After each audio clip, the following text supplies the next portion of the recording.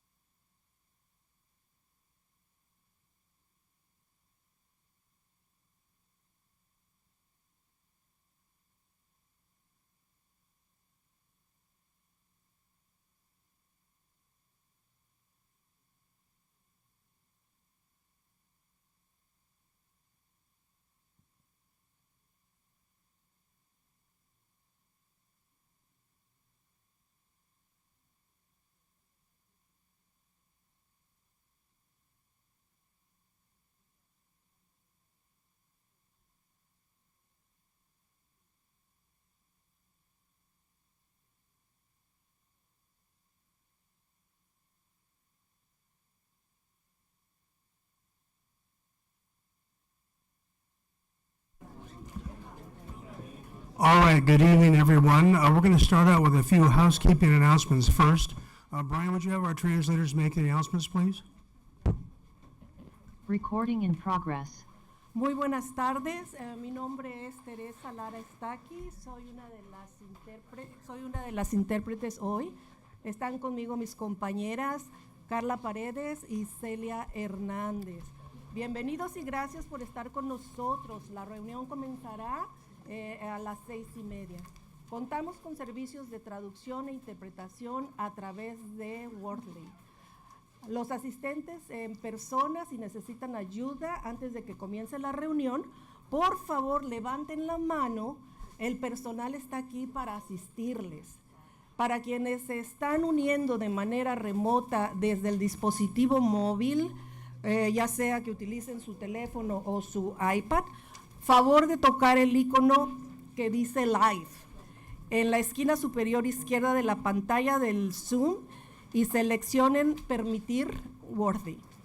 Los paquetes de agenda y los materiales de la reunión están disponibles en inglés y en español. La reunión empezará en unos minutos. Tenga en cuenta que los líderes de la ciudad estarán en cámara durante esta reunión y que se grabará el audio de los micrófonos durante los comentarios del público. Las personas del público que desean participar no aparecerán en las cámaras. Estamos comprometidos a proteger su privacidad mientras garantizamos que todos tengan la oportunidad de ser escuchados. La grabación de la reunión estará disponible después del evento.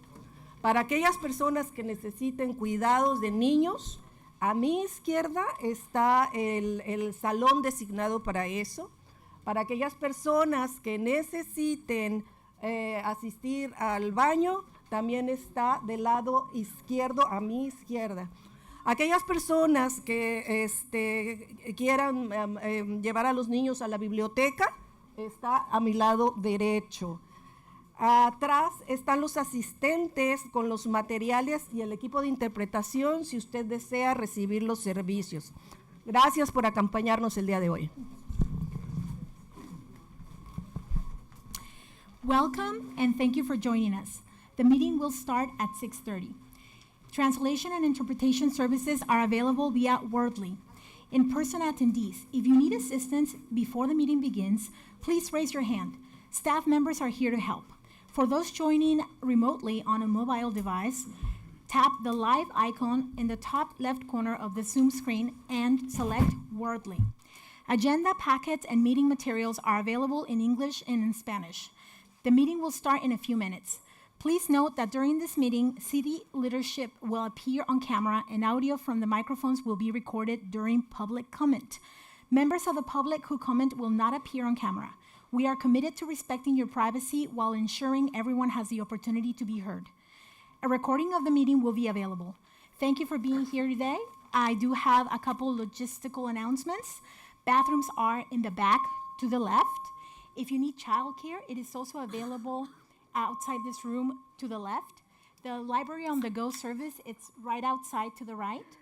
And if you have any needs that may arise, we do have staff in the back that can support you with that, as well as materials for the meeting, and or if you have any issues with the interpretation software. Thank you very much.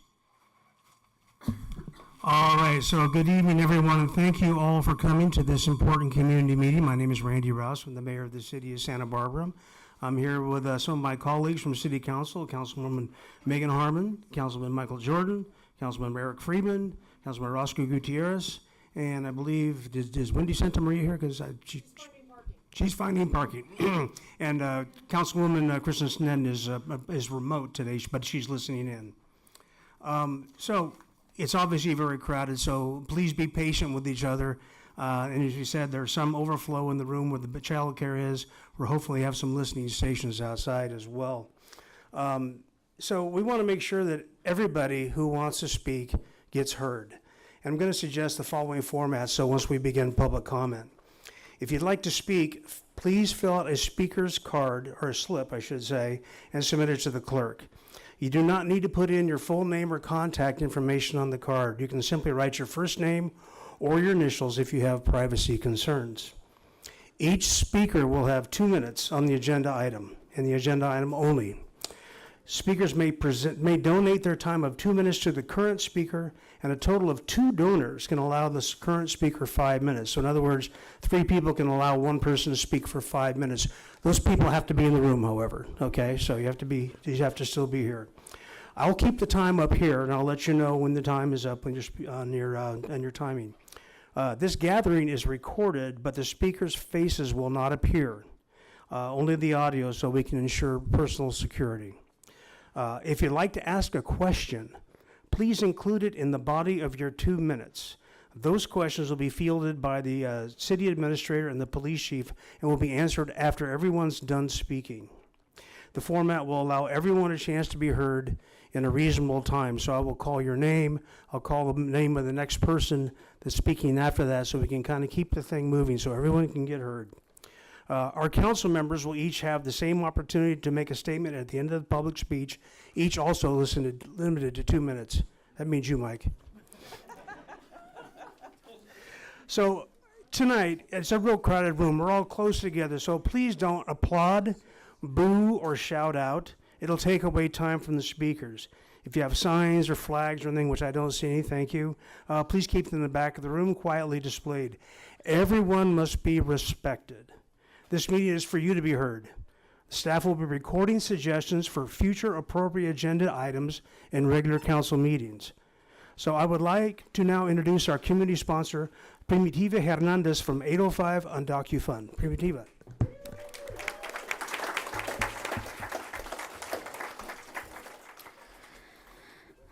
Welcome, everyone. It's been a long day. I see some familiar faces from the county meeting. It went about 7 hours. I've been on the road since 7 a.m., but I am very excited to be here in front of you all because the information I am going to share, I'm sure it's not going to be new, but for some it is, and it needs to be heard. My name is Primitiva Hernandez, and I'm the Executive Director of 805 UnDocuFund. This organization was born out of the ashes of the Thomas Fire in response to the climate-induced disasters that we experienced in Santa Barbara and Ventura counties, and also as a result of the undocumented community being disproportionately impacted and excluded from mutual aid at the federal level, at the state level as well. Since our inception, we've distributed over $8.5 million to undocumented mixed status families in Santa Barbara and Ventura counties. But what has placed us in the spotlight recently has been the recent increase in ICE activity in our region.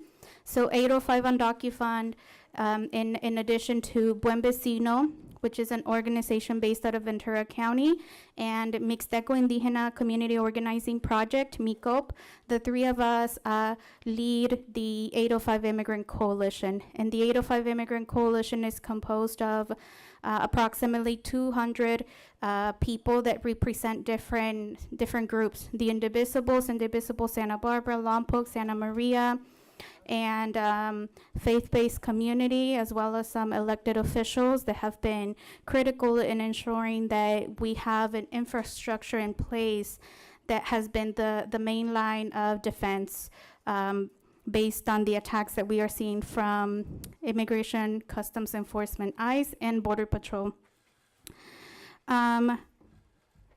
We have a rapid response hotline. There are some flyers on the back. This is our hotline number. We operate 24 hours, 7 days a week. It's mostly volunteer run and operated. We have over 400 volunteers in the three counties that we're operating, San Luis Obispo, Santa Barbara, and Ventura. And there are opportunities for all of you to be involved. Many of you are already volunteers, and those of you that are looking at places and how to get involved and how to fight back against what we are seeing, this is a great opportunity for you to get involved and just learn on how we can protect our communities. On June 10, we held a press conference in front of the courthouse where the 805 Immigrant Coalition, among other groups, were calling for protections, not only for the city of Santa Barbara, but for Santa Barbara County and the Tri-County region. But our message and our call was for the Santa Barbara County to work with us for protections for our community. 30 days later, on July 10, in Carpinteria, many of you that might have been there or saw it on TV saw what we had warned the county that was going to happen, that if we didn't take decisive action, that if we didn't work together with the organizations on the ground, that it was only a matter of time before our communities and our streets were militarized. And that is exactly what we saw. So take this as a warning that we don't need to wait another 30 days. People, we don't need to have more deaths. We don't need to have more pain. We don't need to have more broken families before we take decisive action, even at the city level. There's many ideas that I have to work with the city of Santa Barbara on how we can protect our communities. And I think this is why these community members are here, to learn about what you can do, not what you can't do, because we already know what cannot be done. But there's opportunities for you to show this community that you not only are listening, but that you care. On July 10, there were over 360 disappearances among those two glasshouse farms in Carpinteria and in Camarillo.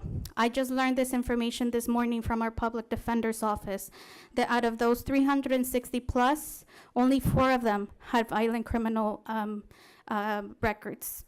That means that 350 plus had nothing on their record. Many of those have already been deported. We have some of our volunteer members that are at the border in Tijuana and are talking to those families, because what we are hearing is that once they are taken into those detention centers or concentration camps, however you want to call them, people don't have access to legal representation. They have the right to one if they're able to find one and if they're able to afford one. But the system makes it nearly impossible for them to access those services that we have worked very hard to provide. Legal representation right now is difficult. Attorneys, public and private, are at capacity. But even so, we as a rapid response network, as a coalition, pull together resources from the Immigrant Defenders Law Center from LA, Santa Barbara Immigrant Defense Center, UFW Foundation, private and public attorneys, Immigration Warriors, which is a Central Coast coalition of attorneys, all 5, Mila, the immigration legal team from ECOP, all working together. The legal services are there, but they're not able to access the people once they are in those detention centers, concentration camps. And what we are hearing from community members who are choosing to sign their deportation, not by their choice, because they are being tortured physically and mentally. What we are hearing is that they didn't have any other choice. They go days without eating. We have pregnant women that are not receiving prenatal care in there. We know that from the Carpinteria raid, there's teens that are now taking care of their siblings. And I think equally important is the violence that the community that showed up to demand that the people in there be treated with dignity and with humanity were met with violence. I encourage you all to take a look at the information that the organizations on the ground are putting out, because the story that the media is painting is very different. They're mentioning a shooter in Camarillo. Even Sheriff Brown made a reference to a shooter. That didn't happen in Santa Barbara County, so whatever he was talking about has nothing to do with the shooter, because that was in Camarillo, not here in Carpinteria. He also spoke about rocks. That was in Camarillo. It was not in Carpinteria. And the community is outraged.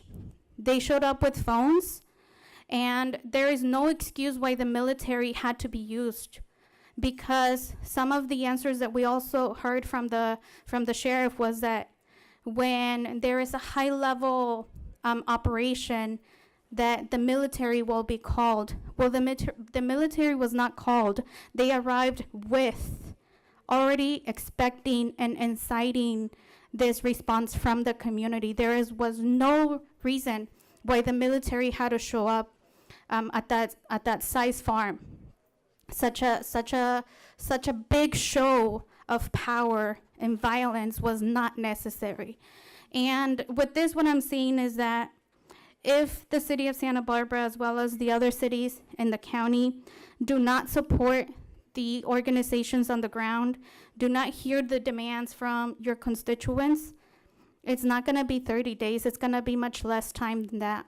We know that ICE just got a really huge increase in their budget, and many organizations like 805 Andaki Fund, we're not receiving a single dollar from local government, from the state, or from federal. We are 100% funded by philanthropy. And at the end of that meeting, there seemed to be conversations by the County Board of Supervisors that they're considering the $1 million request that we asked, not for ourselves, but for all the organizations that are doing the work on the ground, rapid response, legal representation, know your rights. are going to come to the cities and say, you want to pitch in? You shouldn't pitch in. They need to allocate $1 million, and the city of Santa Barbara needs to allocate separately for these people here. So those are the conversations that we heard. And for us, we just urge the community to be involved, to pay really close attention to the story that the media is painting. I know that many of you were out there, and what happened in Carpinteria, it's only a matter of time before it happens in other cities, even here in the city of Santa Barbara. And I don't think I need to be back here 30 days from now and tell you, I told you so, before you start believing that this is real and that it's at your door. And I'll be here for questions if any of you have any questions about that. Very good. Very good. Thank you, Primitiva. The next speaker will be Chief Gordon.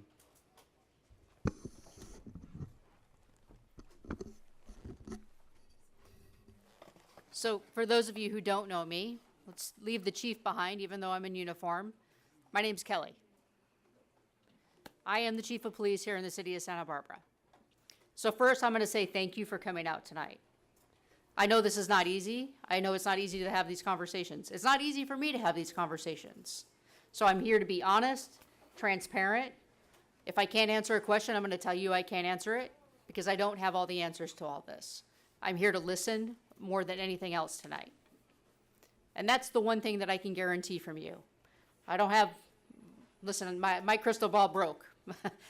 but what I can tell you is you have my absolute commitment to listen and to try to work together and come up with the solutions that we can come up with. And sometimes we'll have to agree to disagree. I just ask that we have the conversations and try to do it in a productive and respectful manner as we move through this. These are clearly unprecedented times for all of us. And, you know, my first priority in this community is to provide public safety for everyone, regardless of immigration status.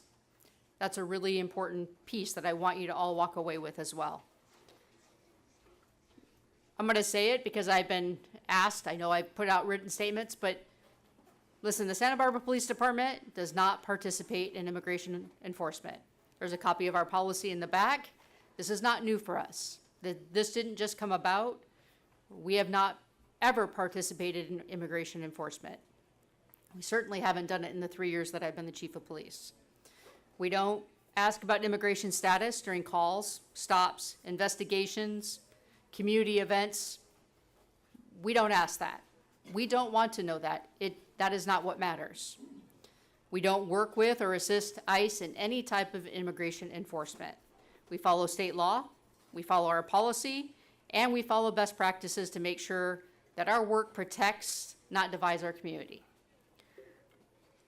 We want everyone to feel safe, to report a crime, to seek help, and to engage with our officers without fear of immigration consequences. So I just want to lay that groundwork out there. I'm sure a lot of you may know, but not everyone knows, so I'm going to go over. We follow what's called the California Values Act.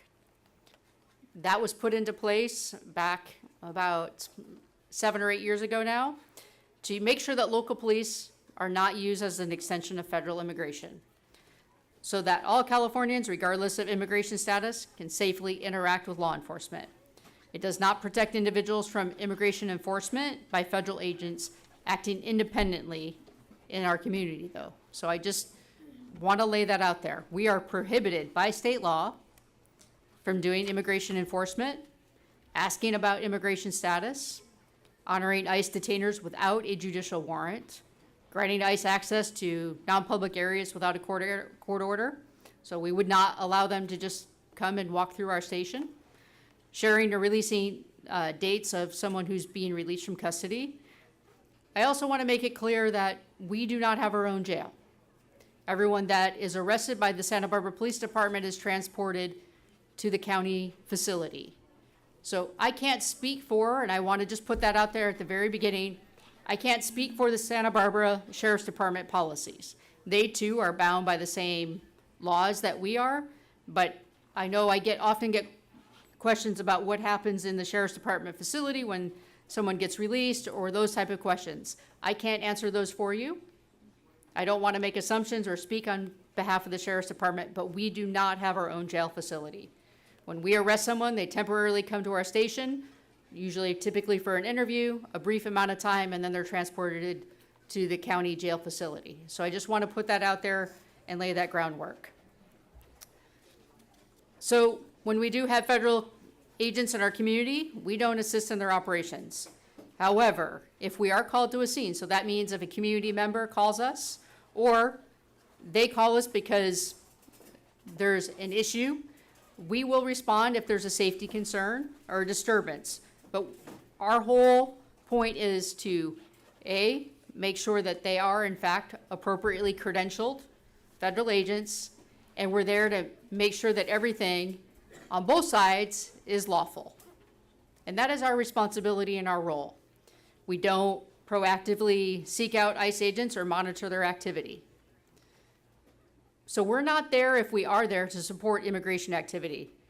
Really, it's about making sure, what I talked about, that public safety piece at the very beginning, it's about the rights and safety of everyone in that moment and at that time. So I want to make that very clear.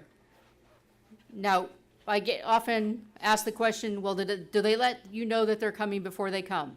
Sometimes, but not because we're part of it, but because we have this thing that we don't want to see, is where we have federal officers with guns and we're not aware that they're there, and someone from the community calls and then we respond and we end up in a officer versus officer shooting.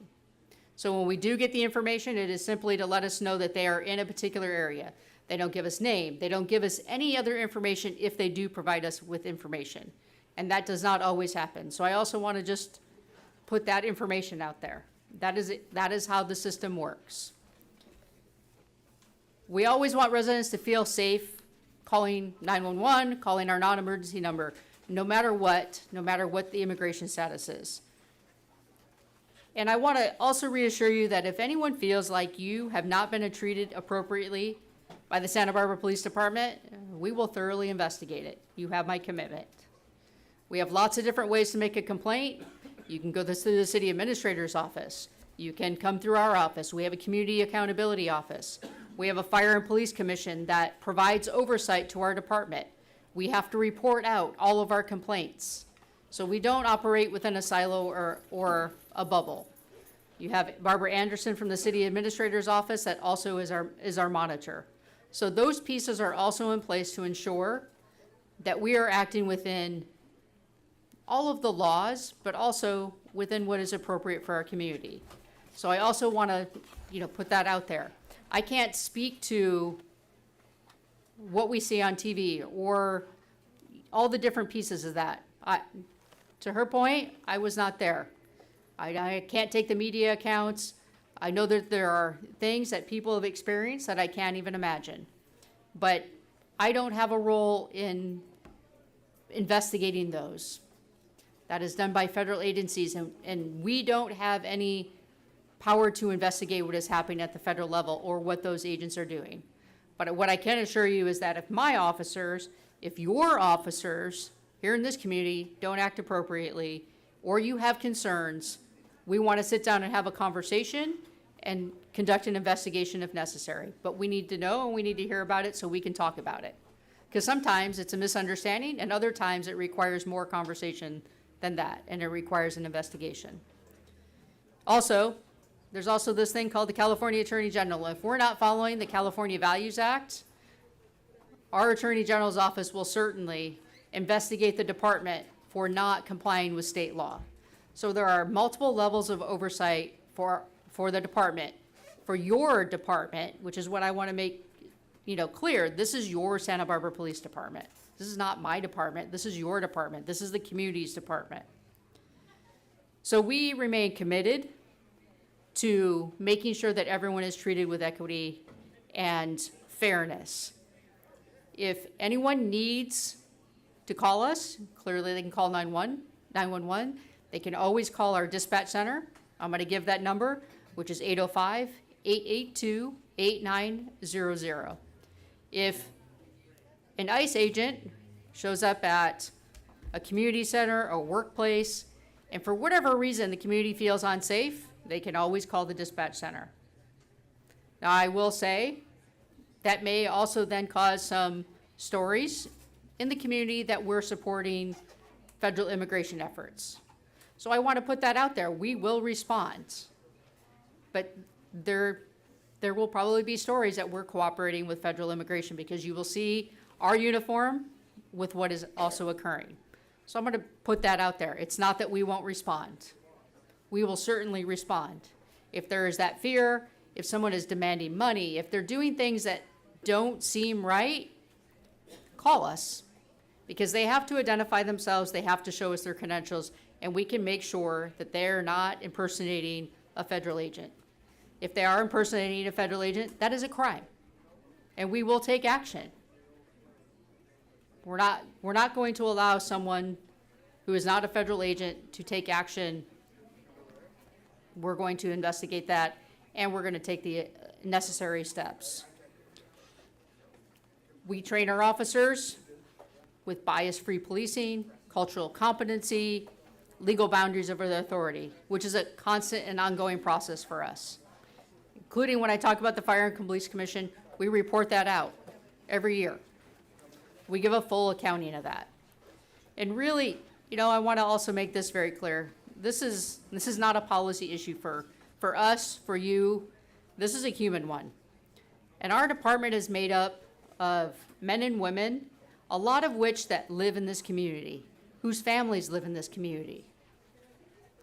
And I want to really emphasize that point. Many of our sworn and professional staff come from immigrant families, or they come from immigrant communities. We're made up of about 35, almost 30%, 36% officers on our sworn side that are Hispanic. We have 48% that are white. We have another 8% that identify with two races. If you do that math, we're about 50% and 50%. Our department represents the cultural diversity of our city, and I think that's also important to note. Like I said, our professional staff and our officers, they live and work in this community, but they are also part of this community, and their families are part of this community. And we hire a lot of men and women from our community. So this is, like I said, this is not a policy issue, this is a human issue. And really, our diversity strengthens our responsibility to serve and how in which we serve. So I'm going to just close my remarks with, I understand, but I really don't. I don't know what it's like. I do know that there is a lot of fear and uncertainty within our community. So we're here to serve and protect everyone, regardless of where you were born, regardless of your immigration status. We want to continue to listen and work together to ensure that our department earns and maintains your trust. So that is your message from me tonight. And like I said, I'm committed to listening. I'm committed to making sure that we are treating all of the community fairly and equitably. And I don't know that I'll have all your answers to all your questions. I actually know that I won't, but I'm here to listen. So I appreciate your time, and like I said, I know this is a hard thing to do, but I really appreciate the full room and everyone's voices, so thank you. Thank you, Kelly. Appreciate that. Is my mic on? There it is. Thank you, Kelly. We're going to have a couple of words from some of our elected officials that are not part of the city. We'll start out with Erica Reyes from Salud Carvajal's office. And they've all promised to be real brief, too. There we go.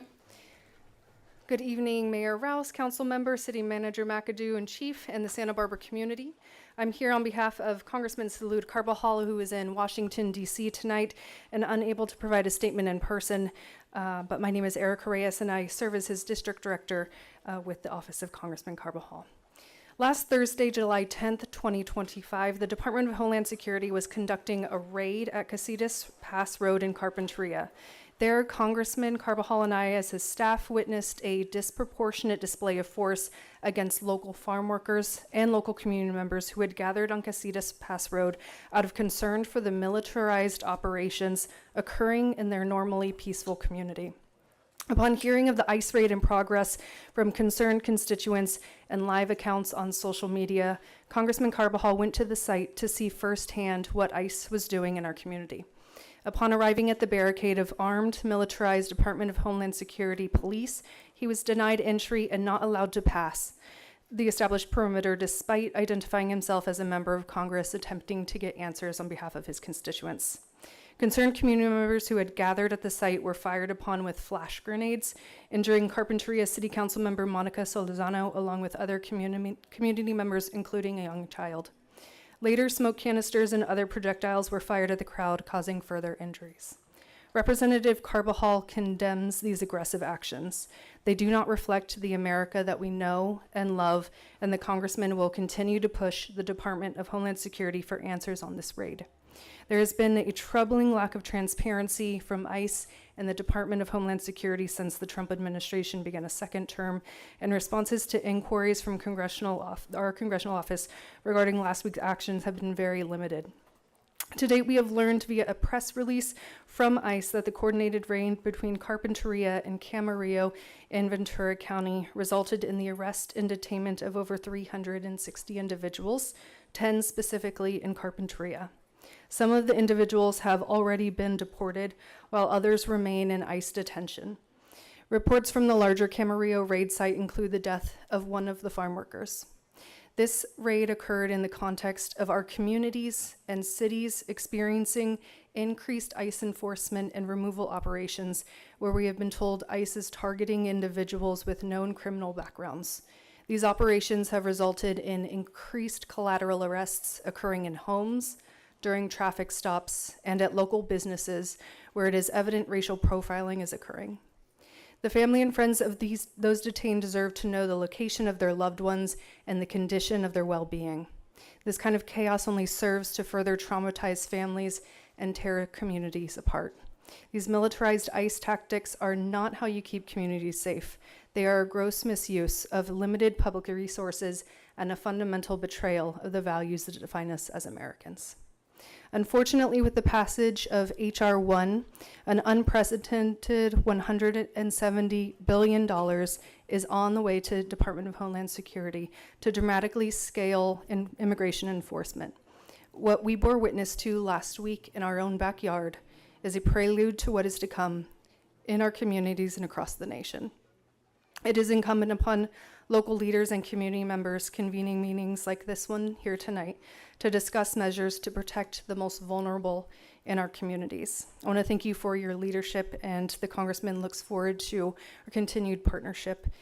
And the Congressman and our staff's thoughts are with the families missing their loved ones tonight and to those living in fear for themselves and our communities. Thank you. Thank you, Erica. Next speaker will be Benjamin Peterson for Senator Monique Limon.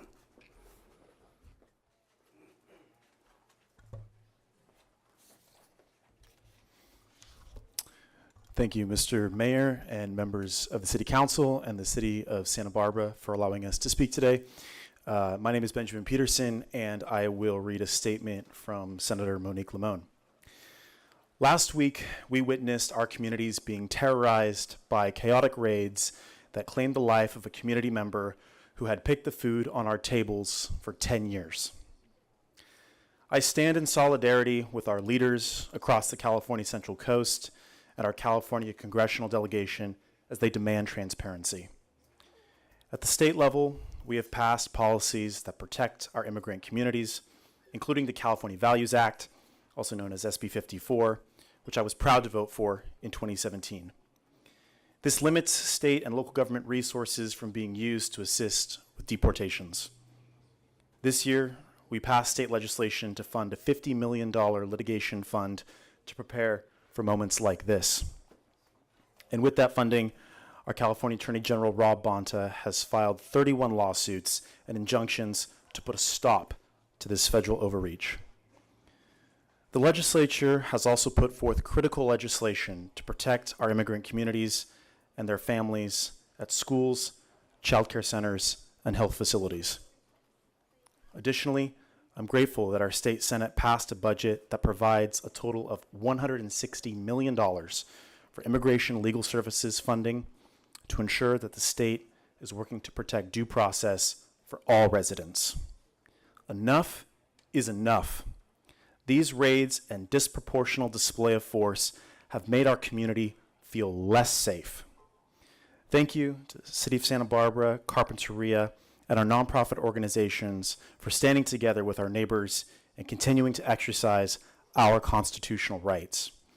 I stand with our immigrant communities and everyone who calls this country home.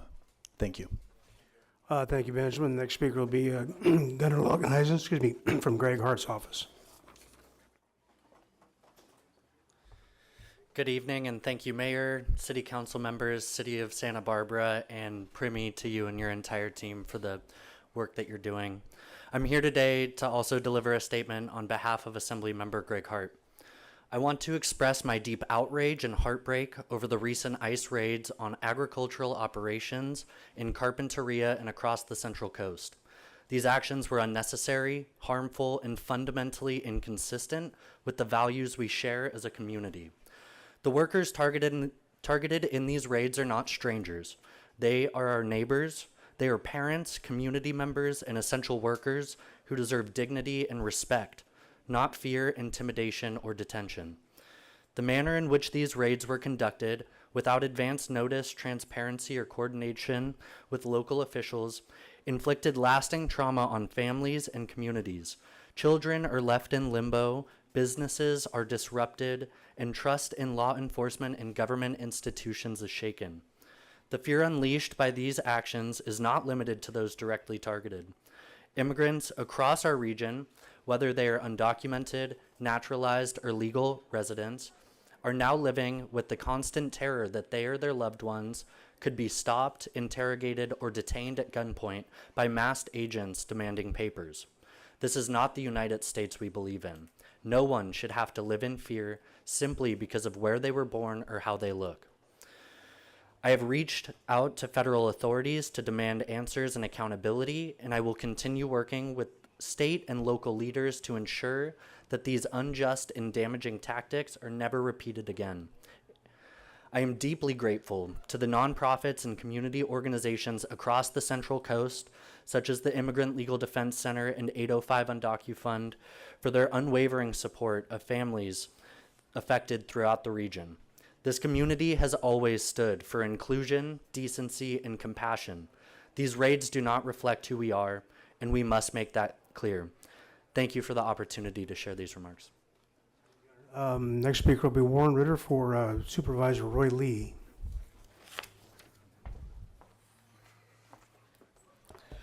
Good evening, Mayor Rouse, Primi, Chief Kelly, City Council members, and of course our community.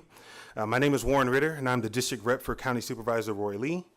The issue of ICE in our community deeply impacts me, and I literally just left an 8.5-hour meeting in which the County of Santa Barbara discussed at length both the horrific events of last Thursday and other events as well. I wanted to share with my community some of what came of that meeting because we all deserve to know what our governing body is doing on our behalf. As you may know, back in December of 2024, the County Board of Supervisors passed a unanimous resolution in support of our immigration community to mitigate bullying, harassment, and discrimination of all kinds, and we're the first local jurisdiction to do so. We have had several Know Your Rights forums as well as the Truth Act forum. We heard earlier about how expensive that legal defense can be, and as far as tangible actions, we have also given $345,000 from the Community Human Services Commission to the Immigrant Legal Defense Center to fund youth legal support services. As far as today, and this is hot off the press, what we have done as far as the actions and motions from today's meeting. We have directed the CEO to write to ICE directly and other federal agencies under the Freedom of Information Act to include the following. We are formally seeking transparency from federal agencies by requesting detailed records of ICE and all activities, including we want to know exactly when and where ICE raids and arrests have happened in our county. We're asking for the names of people who have been detained and the specific reasons why they were picked up. We also want to see the rules and policies federal agents are following during these raids, especially how they identify themselves and what guidelines they are supposed to follow. We are also directing staff to return to the board with an amendment to the legislative platform to advocate for improved immigration reform, including provisions regarding due process, detained by ICE, and identification of enforcement officials. This also leads into return with information on the State Senate Bill 805, which is pertaining to the federal agents having to provide identification, and SBX 627, which is about the officers wearing masks during recourse of their position.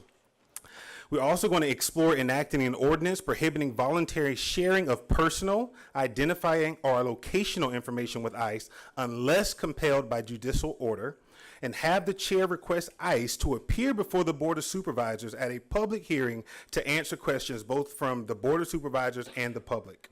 And also, one of the final things that's a part, we are also exploring joining the ACLU lawsuit, and we'll follow up on that as well. So I just wanted to really express a lot of transparency. A lot of people don't believe that the county is really working to do some things, but I wanted to share that these action items came from a 9-hour, 8.5-hour meeting today, and this is what we're doing on our behalf. So thank you for the time, and I appreciate each and every one of you. All right, thank you very much. We're going to begin the regular public comment right now. Please bear in mind, once again, that if you want to pose a question, you may pose it during your 2 minutes, and we will write that down and we'll address it later on. Okay, well, she gets exactly three total for the 5 minutes. Yep. Okay, so we'll start out with Nancy Vosen, followed by Jacqueline Inda. Nancy?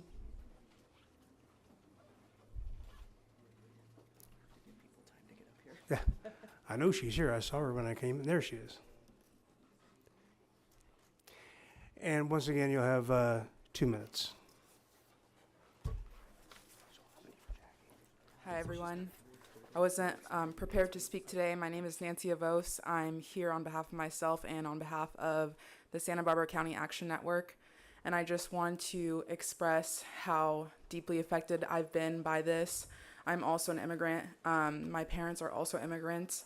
It took them many years and many thousands and thousands of dollars and missed opportunities and missing their family to become legal residents of this country. And not everyone has the privilege to be able to go through that process.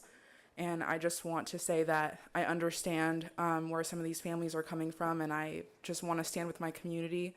If there's anything that we can do to help you or to help you make you feel more safe, then please let us know. And I also want to thank the elected officials that are here today. I feel very proud to be a resident of this county. I feel like we're doing the best that we can, and I trust that our elected officials will continue to do whatever they can do to protect our community. Thank you. Thank you very much. The next speaker will be Jacqueline Inda. Has a few people donating time to her, so she'll have a total of 5 minutes. That'll be Martha Ruiz, Maya, Sarah Rebstock, and Tanya. So all to Jacqueline Inda for 5 minutes total, please. Ms. Inda. Council, Mayor, residents, thank you for being here.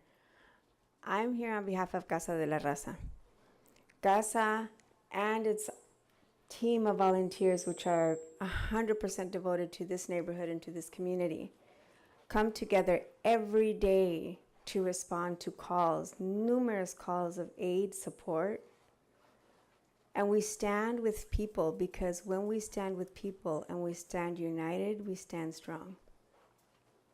We do that even though the building's closed. And we do that even though we've jumped through many hoops to try to get it reopened. Right now is the time for our city to act.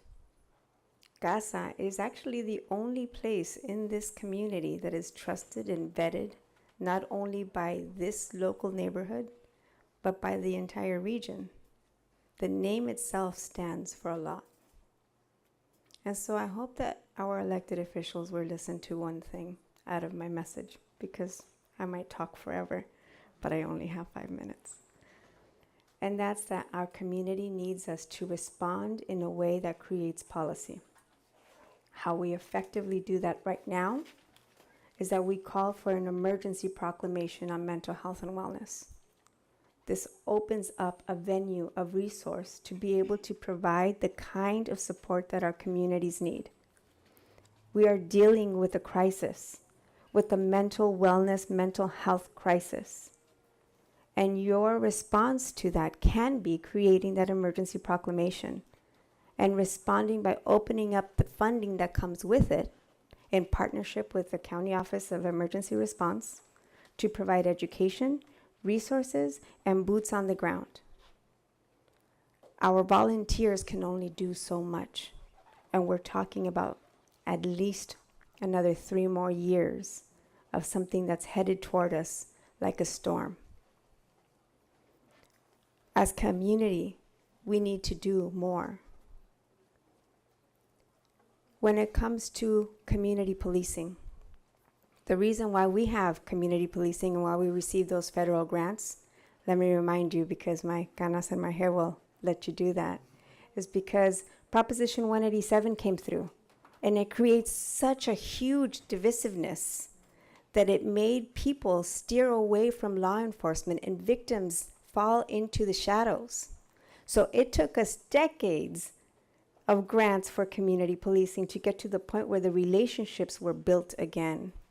And here we are in another storm with people that are saying enough is enough when we haven't even gotten started. So how you support this community right now is creating that emergency proclamation and starting to work with the networks that have already been established through COVID and create the kind of mental health response that this community so desperately is calling for. Because when we start to boil and when we start to act, that boiling part will spill over. And we're not even at the beginning of this war. So I ask you, I plead that you start to look at the military tactics that we have in front of us. Because ICE patrolling our neighborhoods on the east side and the west side, our majority minority protected class neighborhoods, is a tactic. It's a suppression tactic. And it needs to be responded with mental health service and support for the people who need it. So I thank you for your time. I won't take up more. I hope that we will be able to do that. And in the future, maybe have dialogues where the chief of police might integrate the red cards that are being handed out as something that officers can do as a little seedling of support for our community in unity. Because right now, whether we like it or not, or whether we like our own political views or how we do things, we're all in it together. And we have to work together to be able to get to the outcome where people are safe. Thank you. Thank you. The next speaker is Denise Adams, followed by, please, let's leave the clapping and cheering out, please. Followed by Cecilia Oxtetter.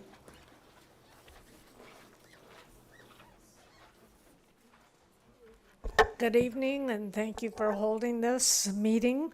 As many of you know, I've been in the area for 45 years on this side of town, and I'm a parent of 2 Santa Barbara High alum. It's a very highly emotional period, and I'm very fortunate that I, during my youth, was an exchange student in Tasco, Guerrero, Mexico, and Cuernavaca, Iguala. So I know the differences in culture, and I, in part, as a result, know part of the policing issues. We do not have a national police here.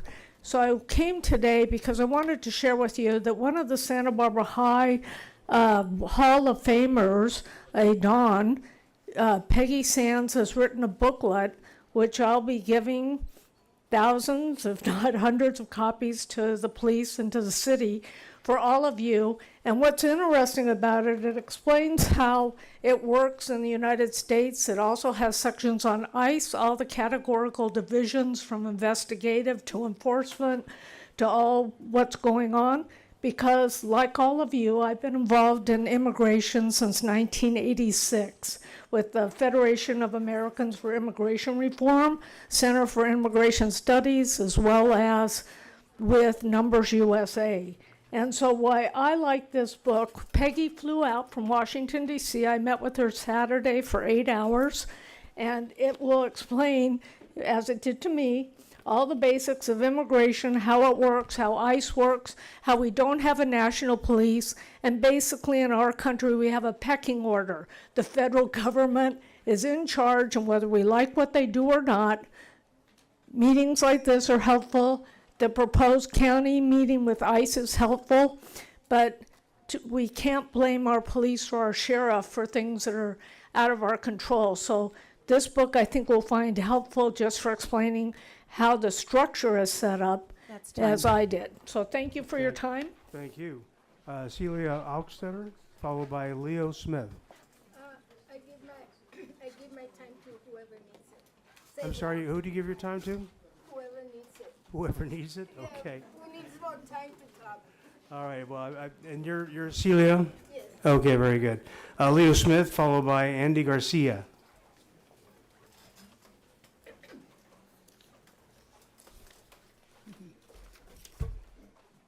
Thank you, Mayor Rouse, Chief Kelly, Primitiva, and all the members of the community here this evening. There's so much to discuss. There's so much change to see come to fruition. Our people, we deserve better. The opportunity to achieve and attain such betterment is still here. We're here. The hearts of this community, the hearts of communities all across the country, all across the globe, share our sentiments that our people, regardless of where we or they are born, deserve the right to live free. Yes, we get to abide within the truth and honor of guidelines and regulations, yet we also know that we have collectively a power to help adjust what those regulations are. Brothers and sisters, neighbors and friends, we have a special community, a community where brown people, dark-skinned peoples, and light-skinned peoples all live in harmony together. We have a community where Africans and Asians, Europeans, Australians, and yes, both North and South Americans live together in that harmony. We go to school together. We work together. We eat together and play together. We care for one another as we are supposed to. That's the 2 minutes. Thank you very much. Oh, I wasn't 5 minutes, pardon. No, that was just two per speaker, so, but thank you. Andy Garcia, followed by Miguel Avila.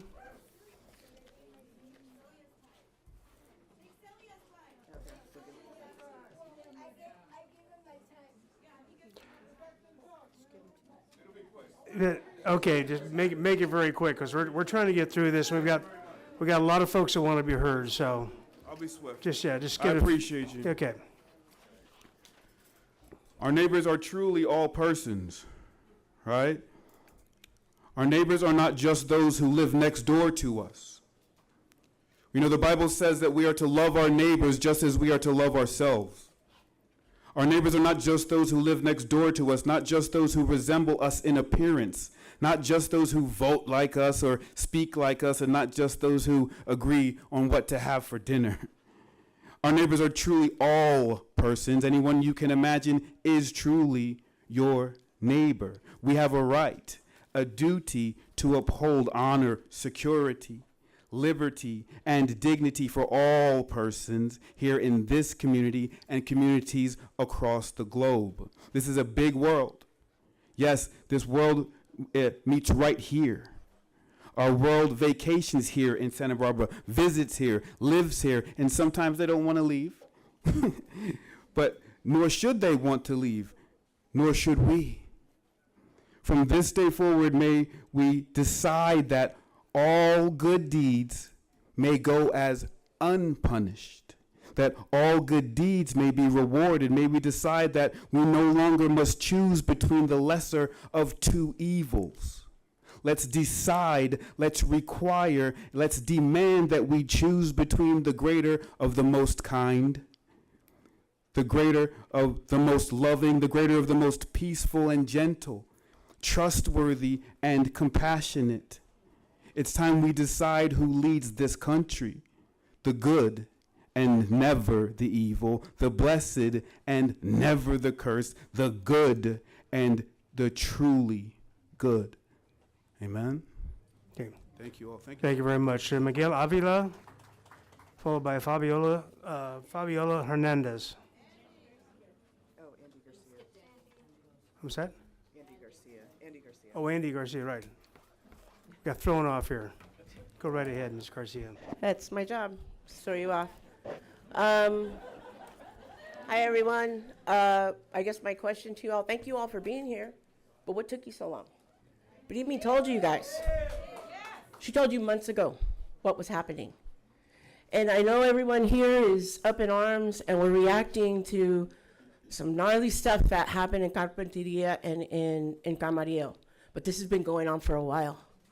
I reported for duty, Captain Gordon, at about 6:45 this morning because I've been patrolling our neighborhood almost every day, along with other volunteers. Why are we patrolling our own neighborhoods? We do because we care. I grew up here. I'm a little brown kid from a rich city, born and raised here, right here in this community. And a lot of us are doing the patrolling. And we're happy to do it. And people are happy to donate to us so we don't have to use all our money for the gas money to go back and forth. But we want to hear what you're going to do and what you can do. We know what you're trained to do. We see it. It's all online. It's very transparent. Your DEIA, very transparent, very cool. I've met some of your police officers that are born from here and raised from here, patrolling the park. I do work at with some volunteers at Ortega Park, or Ortega Park Steering Committee, but it's not enough. We need to know what you're going to do. Proclamations are wonderful, but they're really just words. We need ordinances so that your officers have a little bit more to work with when ICE shows up, or when the First Amendment auditors show up that also terrorized our downtown, last week? And there's at least 2 reports that we got in Ortega Park that they were carrying guns.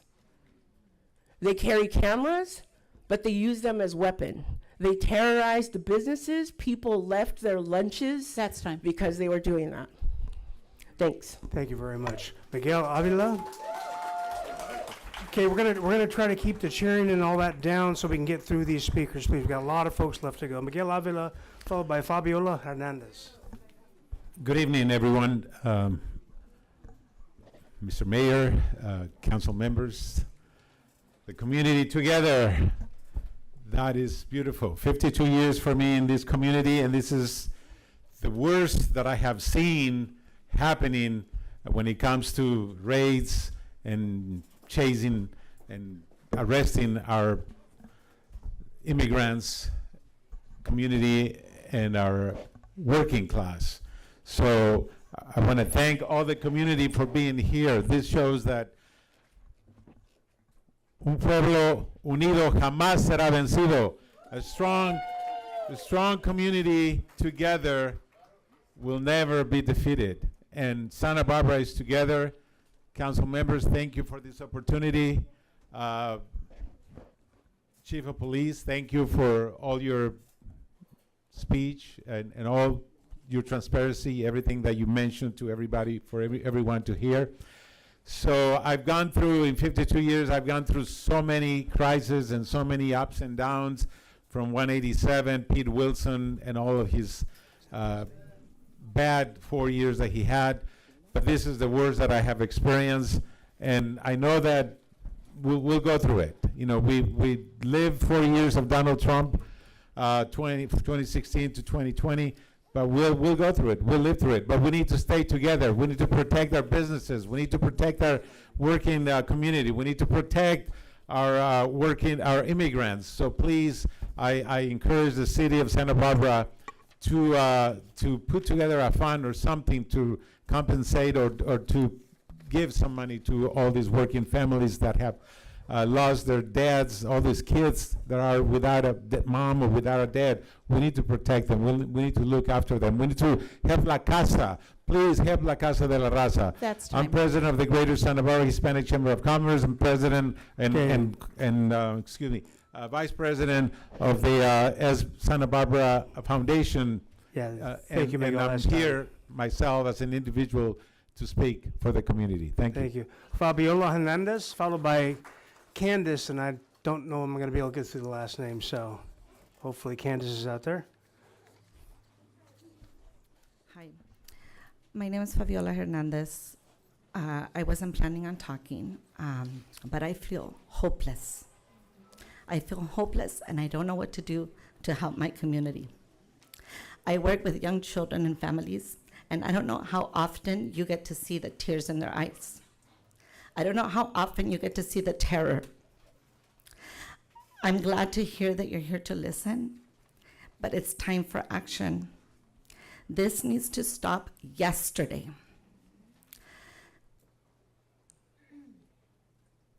It saddens me so much to hear the people that are supportive of this trauma. I can't imagine the joy they get in seeing human beings being treated this way. They're joyous of this. That's where it's coming from. I want you to take that in consideration with all the decisions that you are making for us. And I'm talking to all of you who are responsible for our safety. That is your job. You are here to keep us all safe. And what I want to say is that I don't feel safe. I don't feel free. I don't have blonde hair. I don't have blue eyes. I have the gift of being bilingual. For the first time ever, I'm thinking twice or looking behind my back when I'm speaking my Spanish, when I'm listening to my music. I am not free. I'm pleading with you. We need action, and we need it now. Thank you. Thank you. Please, folks, let's not go through the applause every time. Candace, followed by Ashley Farrell. Is Candace here? For everything here. So I was, real quick, Indio High School, Cesar Chavez. I was a rehab counselor with the workers who work in the fields. There's a GoFundMe for Jaime Alanis Garcia, who, as we know, was killed in Camarillo, that I hope we can support. And El Pueblo Unido no será vencido. Thank you for everything you do. Thank you. Ashley Farrell, followed by Kim Miller.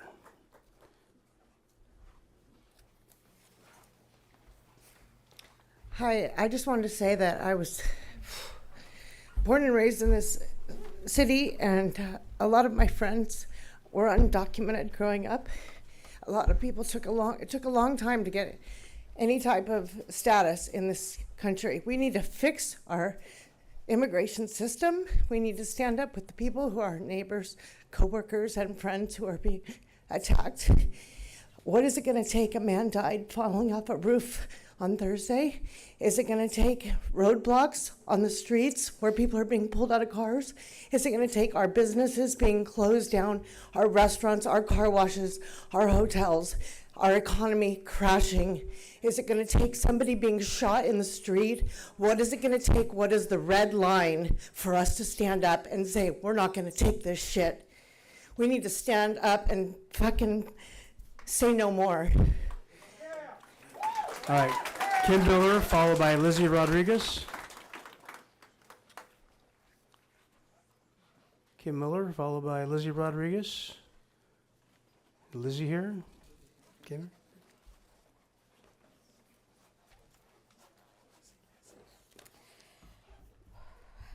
I'm hoping I can get through this without crying. It's been a really tough few weeks.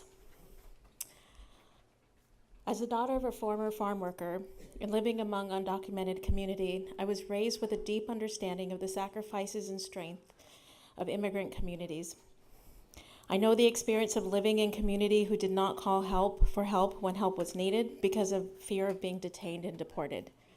Recent immigration raids and enforcement actions have created waves of fear, not only for undocumented individuals, but for entire neighborhoods, workplaces, and schools.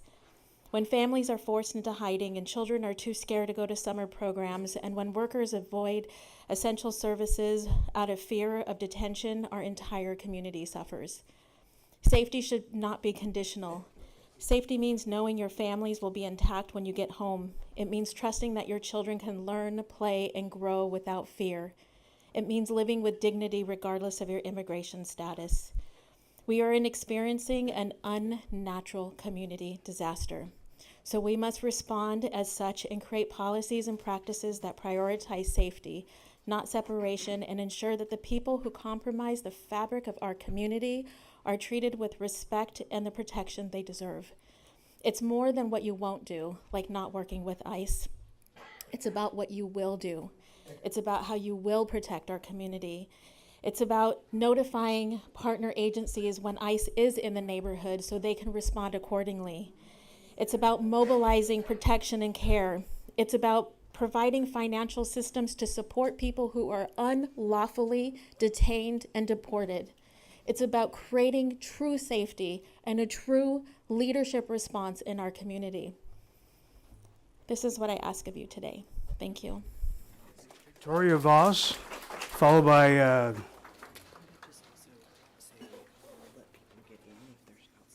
right.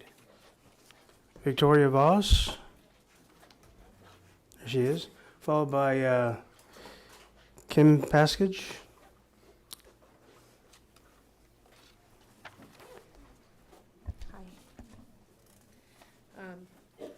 My name is Victoria Voss. I was born here in Santa Barbara, and I am here today to stand with my friends and neighbors and ask what you are going to do to end this now.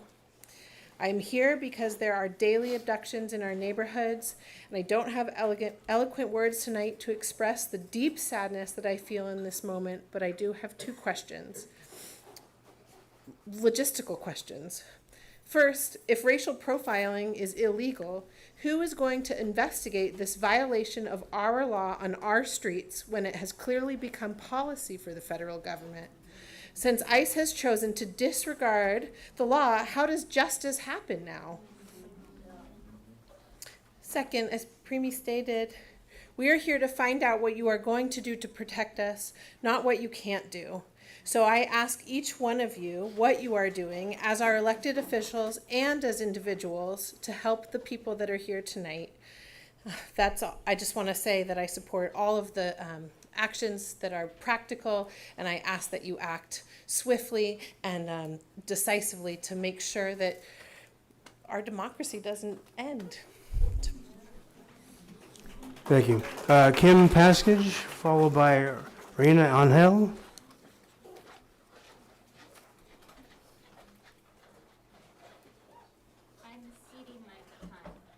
Okay, and you are? I'm Melanie Covarrubias. Okay. Así como han tomado el tiempo para responder por nuestra gente, yo voy a tomar el tiempo para nomás hablarles en español. Muchísimos niños ahorita sin saber dónde están sus padres, sin saber si van a poder comer. Okay. Quisiera dejarles saber que cuando ICE llega a su casa y sus hijos los abracen, que piensen de los niños que no volverán a ver a sus padres. Sus padres no son criminales. Han venido aquí por una vida mejor. Pero uno sabe que mi familia llegó por trabajar, para ganar. Que no le estamos dañando la vida a nadie. Mis padres dejaron y arriesgaron sus vidas por la mía. No creo que sea justo que nuestros padres sean vistos como criminales Cuando mi madre se arrastró por el desierto, when my mother crawled in the desert con su cuerpo embarazada y debilitado, with her pregnant and weakened body. y no podría ni pasar un trago de agua. She couldn't even drink a gulp of water. Mi madre llegó al hospital y los doctores no sabían si ella o su bebé sobrevivirían. My mother arrived at the hospital and the doctors didn't know if her or her baby would survive. Pero lo más chingón de mi madre es que no nomás ella sobrevivió, pero también ese bebé. But the most amazing thing about my mother was that not only her baby survived, but she also did. Entre el miedo y la muerte, su bebé no se murió y ella literalmente casi cae muerta. Between death and fear, the baby didn't survive. She survived, right? Yeah. Sorry. The baby survived and she literally was almost dying. Y pudo haber sido abandonada, pero nos dio una vida buena, llegó aquí sana. She could have been abandoned, but she gave us a good life and she arrived healthy. ¿Puedes pensar que ustedes podrían pasar por algo así? Have you ever thought that you could have gone through something like that? Sin un trago de agua en el medio de nada, Without a sip of water in the middle of nothing. saber si volverías a ver a tus padres o a tus hermanos. Without knowing if you will ever see your parents or your siblings again. ICE no pertenece aquí. ICE does not belong here. La realidad de nuestra gente The reality of our people es que el miedo nos is detiene, that fear stops us, pero tampoco no nos rajamos. but we're not giving up. Sabemos movernos y saber que nuestros hijos nos necesitan. We know how to manage and we know that our children need us. Familias que han dado todo por una vida mejor y más confortable. Families that have given everything for a more comfortable life and a better life. Sus sacrificios los vemos y de parte de muchísimos niños de primera generación, muchísimas gracias. Their sacrifices, we see them. And from the side of children from many generations, thank you very much. Gracias por todo lo que nos han dado, aunque muchos llegaron sin nada, le buscaron y trabajaron y no se rajaron y los vemos y los apreciamos. Thank you for everything you have given us. Many of you, nobody gave up. We appreciate you for everything you've given us. Thank you very much. Reina Angel, followed by Ben.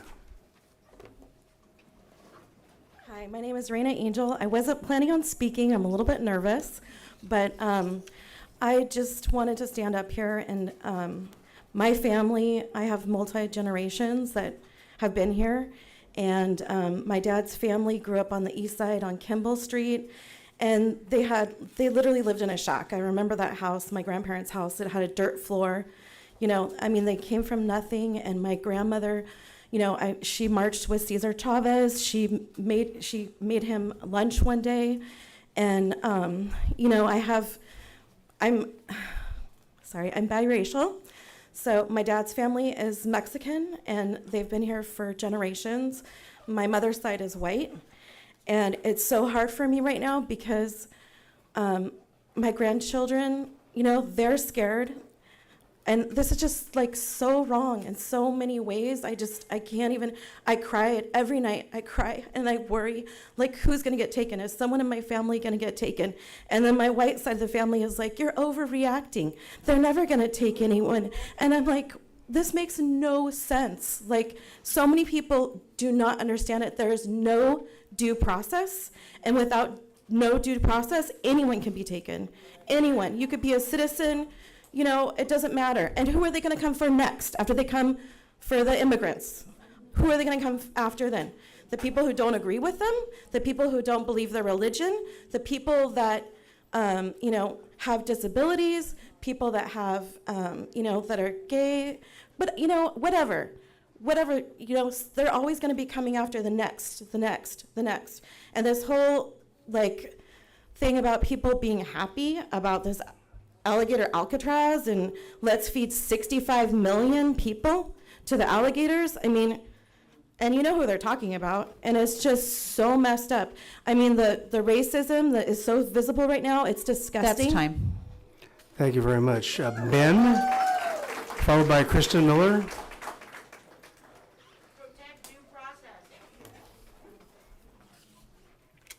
Hi, how much time do I have? 2 minutes. Oh, okay. So I wanted to say a few things. If anyone disagrees with me, they're free to talk to me outside about it. So recently, there are many terrible things that have happened. Here are a few examples.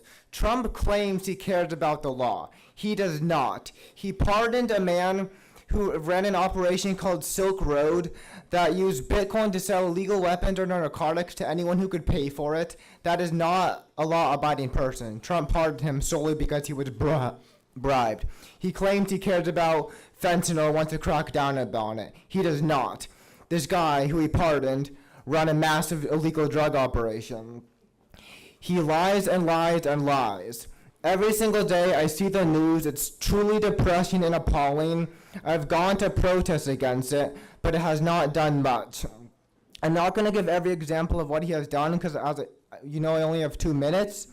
And so, considering all the terrible things I've seen, it just makes me very depressed, and there's nothing I can do about it. The protests I've gone to don't seem to be changing much, and we have to do 3 more years of this.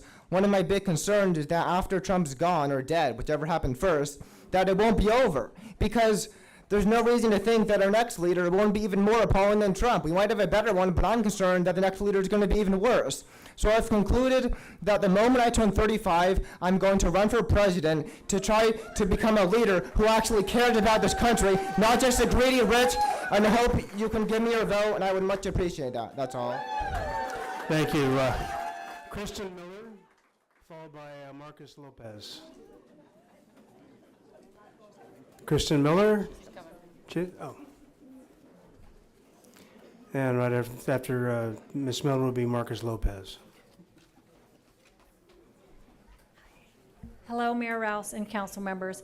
I'm Kristen Miller, President and CEO of the Santa Barbara South Coast Chamber of Commerce, representing businesses from Goleta to Carpinteria. Recent immigration enforcement activities in the region are impacting our local economy. There is significant concern among businesses, their employees, and our fellow community members. Members of the local workforce, regardless of their immigration status, are worried for their safety, as well as the safety of their friends and family. This is extremely disruptive to our local economy and community. Businesses depend upon a consistently available workforce, predictable operating conditions, as well as the general community well-being.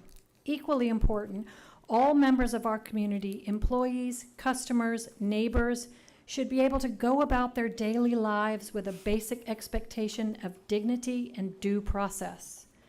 We need humane and fair policies that prioritize community safety, rights of all individuals, and a stable workforce.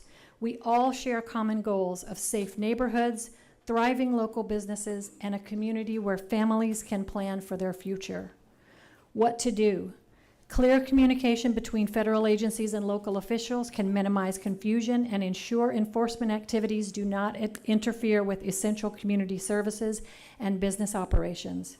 And visit our website, spschamber.com, where you'll be greeted by a pop-up leading to more information, especially for employers. Thank you. Thank you. Marcus Lopez, followed by Mia Lopez.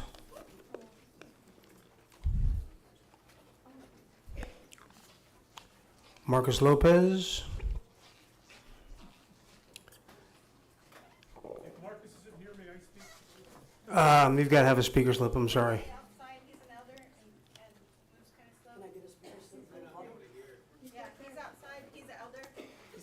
He's outside, okay, very good. We'll wait. And then followed by Mia Lopez. I can speak first if you want. Are you Mia? I'm Mia. Please go ahead. Haku, Mia Kakti. Thank you for having this today. Better late than never. It's your responsibility to care for our communities. It's your responsibility to protect and serve. You serve the community, and the things that have been happening recently are not serving the community. You're not protecting our people. You're not protecting our children. And this talk about immigration and immigrants and illegal people, I know about illegal and immigrants because all of you sitting here that came over the ocean are illegal and immigrants. Our relatives who came over from what you call the border, which was never there before, These are our relatives. They belong here with us. So we need to re-educate our people, because that is why all of this is happening. Because you've forgotten how you got here. You've forgotten the violence that brought all of you here, and it's being perpetuated all over again. This is genocide all over again. We have these Nazis out here endangering our communities, and we can't do anything about it because we are the ones who are brown. We are the ones who are the color of the land, not you. And they are having more power over us because it's being allowed by this government. You're out of order. You need to remember the history that our people came from. Because we're still here, we're still watching you. You are on our land. And we are putting you on notice that we are still watching. And you can try as hard as you want to get rid of us, but we are not going anywhere. Marcus Lopez? Is Marcus here? Marcus Lopez? Okay, we'll move on to Jennifer Sanchez.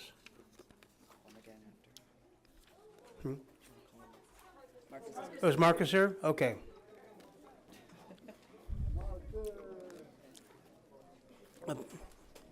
And then Marcus will be followed by Jennifer Lopez, or Sanchez.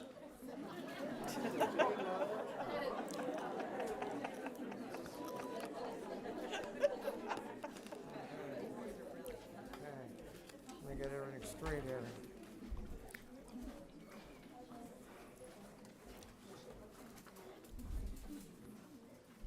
Who is recording person at? I just, you? Yep. Oh, there we go.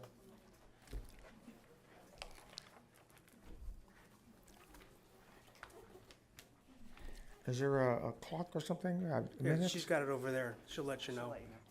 Give me 2 minutes for you. Okay. Okay, thank you, everybody, and thank you, Mayor and individuals. My name is Marcus Lopez. I'm the chairperson of the Barbaro Chumash Tribal Council here in Santa Barbara, California. And it's good if I put my glasses on to read my statement, because I didn't want to get too far-fetched. I like to sing.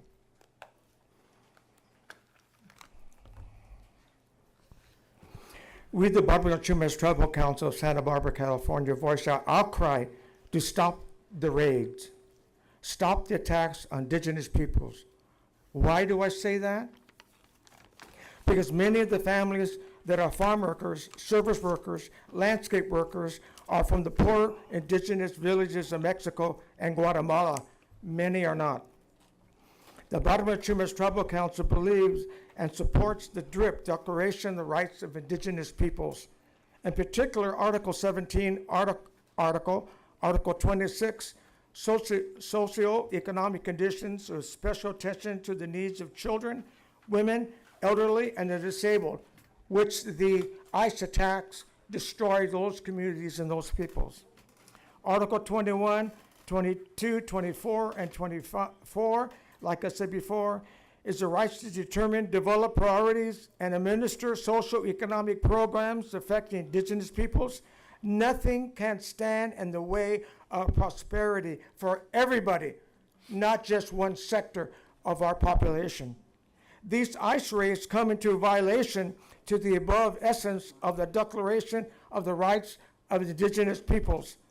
And the rights of indigenous peoples, the ILO Convention number 169 internationally, also in Article 3 states that no form or force of coercion shall be used in violation of human rights and fundamental freedoms of the peoples concerned, including the rights contained in that convention, international convention, that I believe to say United States of America is still part of that covenant.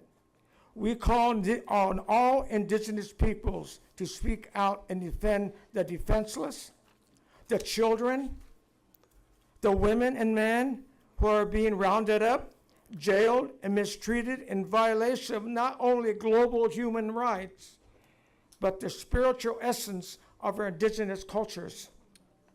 Our veteran men and women who have fought dearly and lost their lives and injured and maimed, and all to protect these rights, democratic rights of this country, must not, and their suffering in the VA or within the past, must not go in vain.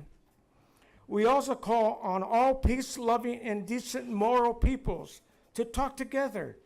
The churches, the temples, the synagogues, the halls, the prayer halls, the unions, and all civil society to defend the defenseless and prepare to defend these oppressive attacks on not only those others, in other words, those brown people, but to defend our own human rights in our own villages, our towns and cities.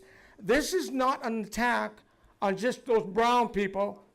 This is an attack on every civil rights and every decent democratic rights that we have for everybody. White folks, brown folks, yellow folks, and everybody else, and red folks.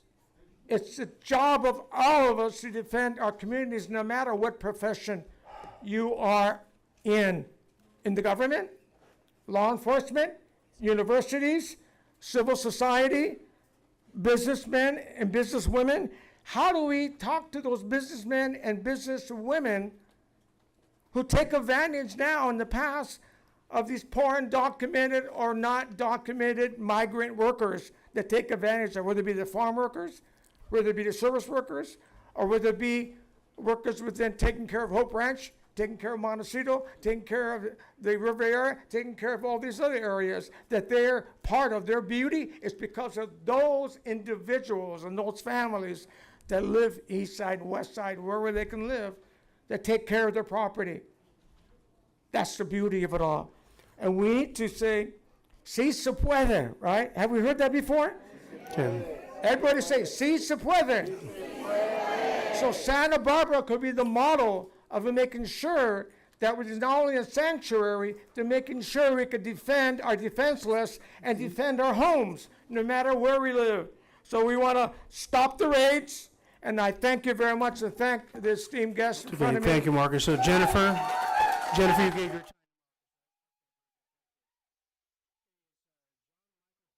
Followed by Mary Ellen Brofel.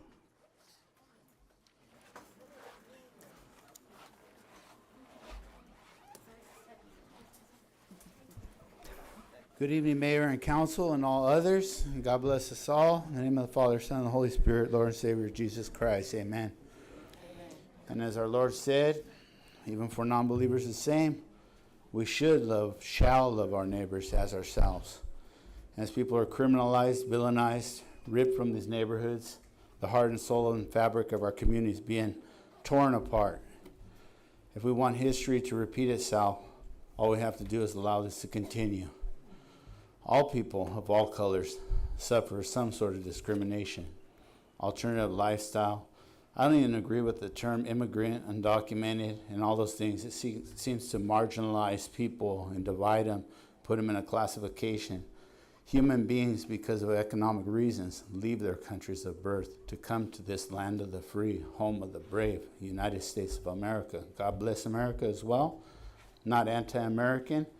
But this touches me greatly, deeply inside, because the people that are being deported, taken out of schools, taken out of service positions, are people that are not only my friends, but my blood brothers and sisters. I just implore the community to reach out to the world community. You know, there's world organizations, Human Rights Watch, all these things when things happen internationally. War and tragedy is terrible. However, if they could get involved with government to make a change, it would be beautiful. All we have to do is believe, and it will be achieved. Thank you very much. Thank you. Mary Ellen Brofel, followed by Ava Van Antwerp. Mary Ellen? No? Somebody was waving out there. Is that Mary Ellen Brofel? No? No, okay, thank you. Ava Van Antwerp, followed by Julius Albanese. I wasn't prepared to speak this evening, but as a lifelong Carpentarian, what happened on last Thursday is absolutely unacceptable. My mother was one of the first 10 to show up to respond to what was going on. She was thrown to the ground. She's a city councilwoman. Her head nearly was cracked. Her father, my grandfather, was born here and was a Rear Admiral of the United States Navy and taught her to defend her country, taught me to. I want to know what you guys are doing to do that. I think when she called me, when I heard the flashbangs going off, I didn't know who to call. I didn't know what to do. I was in Santa Barbara stuck at work. It didn't really seem like there was any recourse or anyone to help, anyone that was there to show up to protect the community. And that's what you guys are getting paid to do, so, yeah. All right, Julius Albanese, followed by Graham Kelly.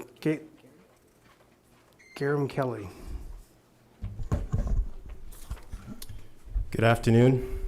Good afternoon, everybody. Much has already been said, so I'm going to keep the main thing the main thing. We are in the midst of a crisis. The crisis of the identity politics of whiteness, imperialism, and settler colonialism. Over the past 2 years, whiteness and settler colonialism have enabled the genocide in Gaza. Over the past 400 years, it has enslaved and dehumanized Africans. Over the same period, it has dehumanized and genocided Native Americans. Over the past 100 years, it has targeted black and brown bodies for heavy-handed law enforcement. Now, it is brutalizing and racially profiling Latino, black, and indigenous brothers and sisters in a more blatant way that even the mainstream social structure is uncomfortable with. But as black and brown people, this is our normal. It's just much more blatant now. Unfortunately, if present trends continue and this blatant racial profiling and dehumanization of black and brown bodies is not checked, it's only going to get worse. So, stand up for justice. Stand up for truth. Stand up for humanity. Reject the divisive identity politics of whiteness. Organize, like you are doing now. Internationalize your struggle. Vote, vote, vote, but vote strategically. Vote strategically. And not all skin folk are kinfolk. Si se puede. All right. Thank you. The next speaker is, I believe, is Graham Kelly. I want to give a shout out to the folks outside. To you guys have been great so far. Thanks for your patience. Graham Kelly, there we go. Oh, Garrett, yeah. Gareth, you know me, Randy. Yeah. Good evening, City Council. I'm probably the newest United States citizen in this room right now. I got sworn in about 2 months ago. Took me 25 years, thousands of dollars, and for 7 of those years, before you think, oh, he did it the right way because he's from Britain, I was undocumented. So I know exactly what it's like to be undocumented, to worry about getting pulled over by a cop. But I realized one thing pretty quickly in my undocumented years. I'm a white guy, right? I'm privileged. I can pretty much do whatever I want, you know, and not worry about it. Part of the swearing in ceremony, right, I had to swear an oath of allegiance to this country. You guys do the Pledge of Allegiance. Look up the difference. As part of that oath of allegiance, I had to swear to defend this country from all enemies, foreign and domestic. We are under threat from domestic threats right now. Chief of Police, you asked earlier, you had some great comments, and we appreciate you being here. What can you do, etc. We want you to get in the way of ICE agents. We want you to get in the way, draw a line in the sand. This community will back you. If you see ICE agents, go and get in the way. Stop them from getting people out of our communities. We will support you. I swore an oath to defend this country, enemy, foreign and domestic. I urge you all to do the same. Immigrants are what make America great. Immigrants are the American way. If you don't support immigration, you are anti-American. We need to take back the narrative and start telling the people that are anti-immigrant that they are anti-American, and we're not gonna fucking stand for it anymore. Thank you, everybody. All right, let's try to keep the emotions a little cork on it, please. You guys, we're not going to get through this. We got to get through this, okay? 2 minutes each. It's Red. This is a name I'm going to struggle with. Red Healy, or I don't know if I quite got your name right. It's part of mindandheartprograms.org. Is that sound familiar to anybody? All right, I'm going to go with Anastasia Sinofsky. Yes, yeah. Which one's that? Oh, okay, great. You're gonna have to pronounce that one for me. That's a tough one. Did you put me on the list? Somebody put me on the list. Well, I actually want to say I'm an immigrant too. I'm here now for, since 1984. But what really gets me about this current situation is I'm a post-war German, and my grandfather was beaten up, interrogated, and incarcerated by the Nazis 1933, 1937, 1941. And when I read his letters and the way it evolved, the Nazis came into power 1933 in January. By April, he was beaten up. And the first concentration camps were put on in May 1933. So we are right on schedule with what the Nazis did. And I just feel I can't stop and not say anything. Because it's just, again, it's not because it's my family, it's everybody's family. But it just gets a little closer when you just saw it recently happened here. And we have to do something so that history does not repeat itself. And what became very clear to me is that now the ICE agents are turned against immigrants, poor immigrants, the most vulnerable people. Soon they will be turned against everybody who speaks up. And I wouldn't be surprised if they know all our names already through the new AI, because the new ICE agent army is greater than the Israeli army and many other armies. And that is really scary. And now this could be really bad. So we have to do something early, so we don't come to 1936 or 1941 That's Germany. time. Okay, thank you. Thank you very much. Anastasia Sinofsky, followed by Joseph Lopez.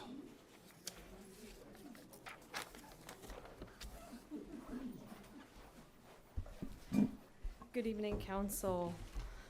My name is Anastasia Sinofsky, and I'm here on behalf of the Planned Parenthood Central Coast Action Fund. After a long meeting this morning, earlier with the Board of Supervisors, these points have already been stated, but they deserve to be repeated.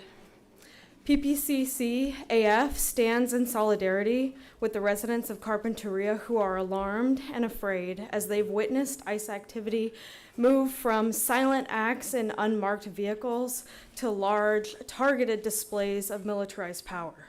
At PPCCAF, our vision is a future where all people have equitable opportunity to experience high-quality health care, provided with respect and without judgment. But these militarized immigration enforcement operations stand in clear opposition to our vision and values. Instead, trauma is being inflicted on our communities. Right now, in unmarked vehicles, masked agents and uncertainty about the role of local law enforcement in protecting their community perpetuate fear. People are afraid to call local law enforcement for help, undermining public safety and eroding trust. Our neighbors are fearful to leave their homes, let alone seek the health care they need and deserve. This fear and intimidation directly impacts the ability to care for patients and their families. I'd like to say that we hold in deep gratitude the elected officials who responded swiftly when the call to action arose, and the gratitude to the many community members who felt compelled to act when the safety, security, and families of their neighbors were in jeopardy. But we ask that this same urgency now be applied by the Council to act on behalf of the protection, preservation of the health, safety, and dignity of all community members. We'd like to call on you to allocate funds. That's to support. time. Thank you. Thank you. Joseph Lopez, followed by Tanya.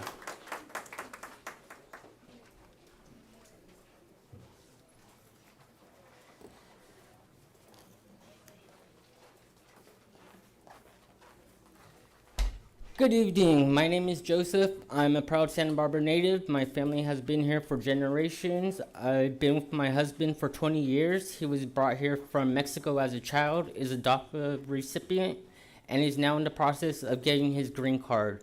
I want him to be an American, and I wish it were easier, but we have laws, and laws must be respected and enforced. Just because we don't like a law doesn't mean we can ignore it. Undermining law enforcement leads to chaos and disorder. It's troubling to see officers attacked for doing their jobs. In Carpinteria, a raid uncovered child labor and exploited undocumented workers. Without it, the abuse would still be happening. That's not something we should tolerate. I'm asking my neighbors to keep Santa Barbara civil, respect our officers. If you want change, take it to Congress. They're the ones who can reform immigration laws. The green card process is long, but it's not impossible. Don't live in fear forever. Let's preserve the order and safety that make this community so special. Thank you. Tanya will be followed by Katarina. Boy, another tough last name. I'll get to it.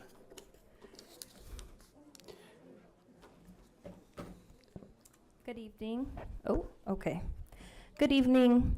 The militarized ICE activity that has been occurring throughout our city is not about community safety or upholding the law. It is about terrorizing and traumatizing families and tearing the fabric of our community apart. It is designed to instill fear and suppress dissent. These actions are a prelude to authoritarianism and a glimpse into where our country is headed. We have seen these thugs continuously act lawlessly, violating the Constitution time and time again. They are disappearing people without any oversight. They are covering their faces and acting covertly and harming them using undue force. Once abducted, our community members are treated atrociously in these concentration camps. These are hardworking members of our community and contributing members of our society who deserve dignity, respect, and above all else, justice and due process. History will remember how you responded and what you allowed. This is a good start, but it is not enough.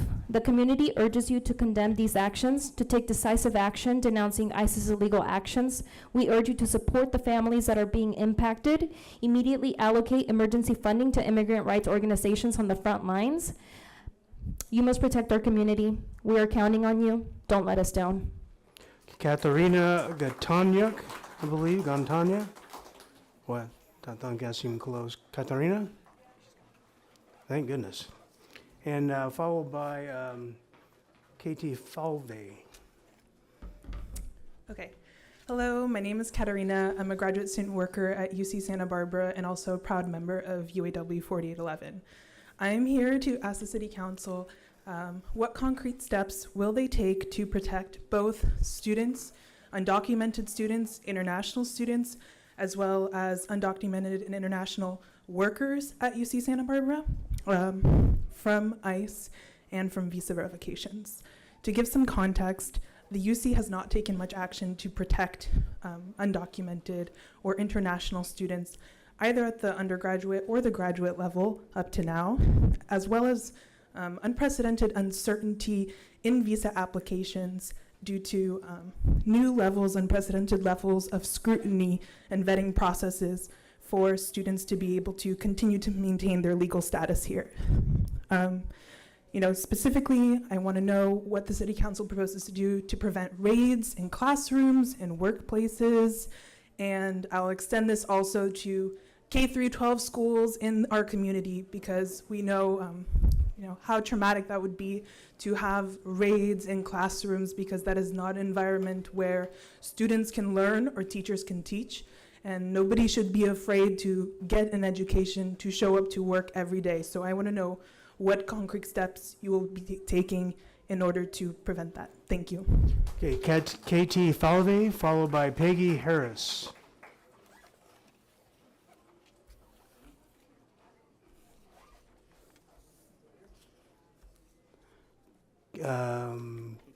KT Falvey.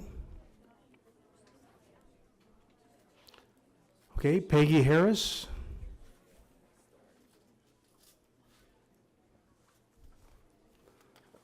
All right, we'll hang on to those. Linda Firth.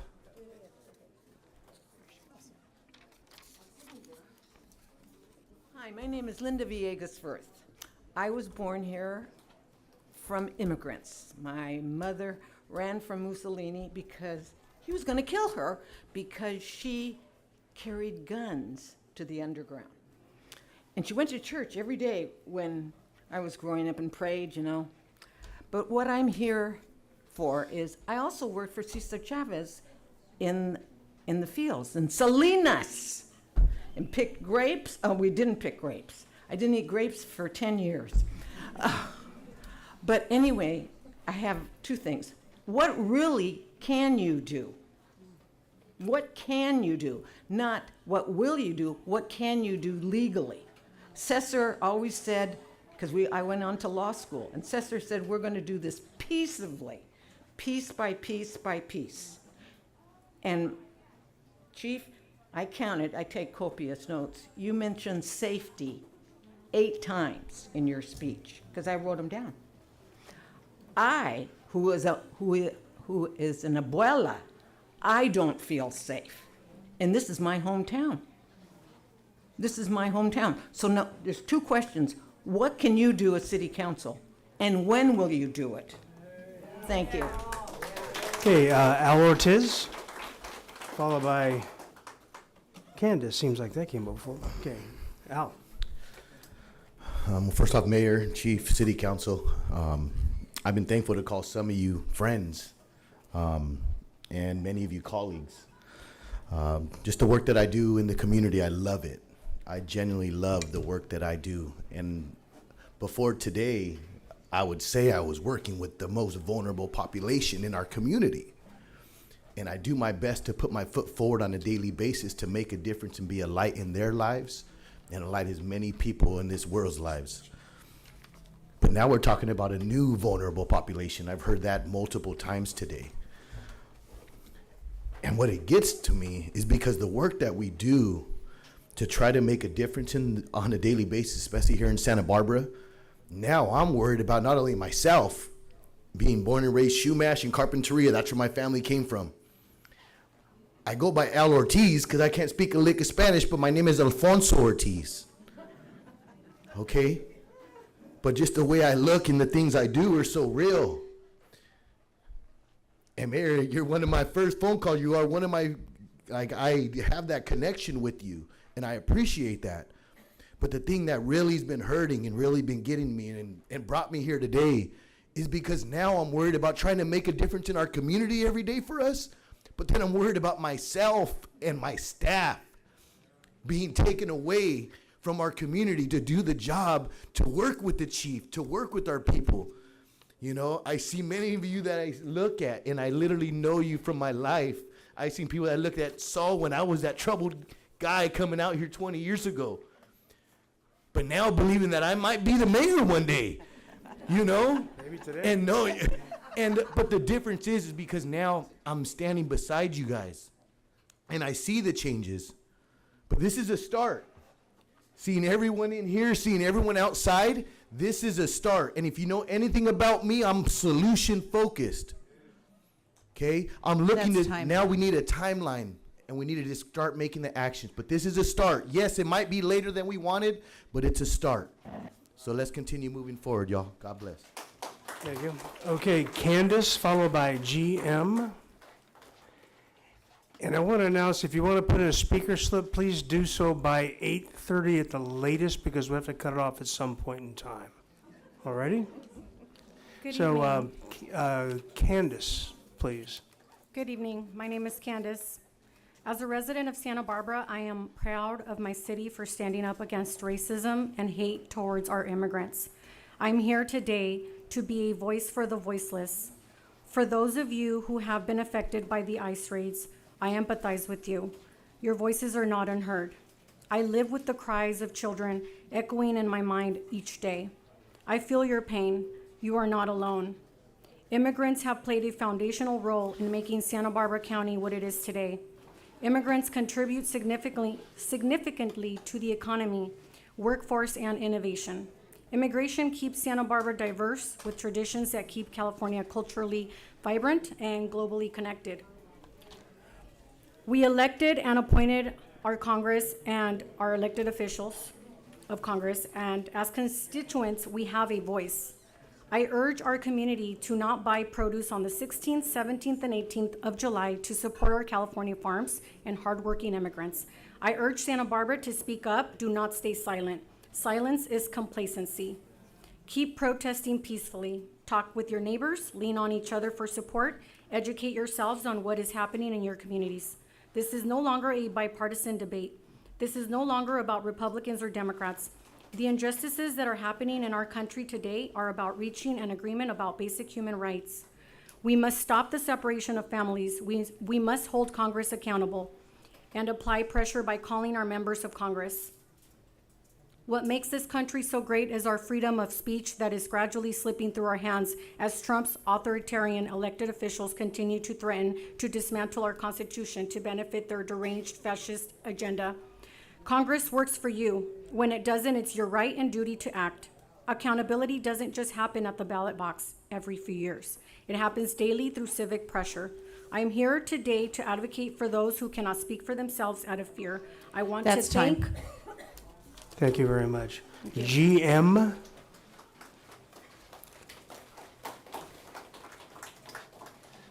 Is it GM in the audience?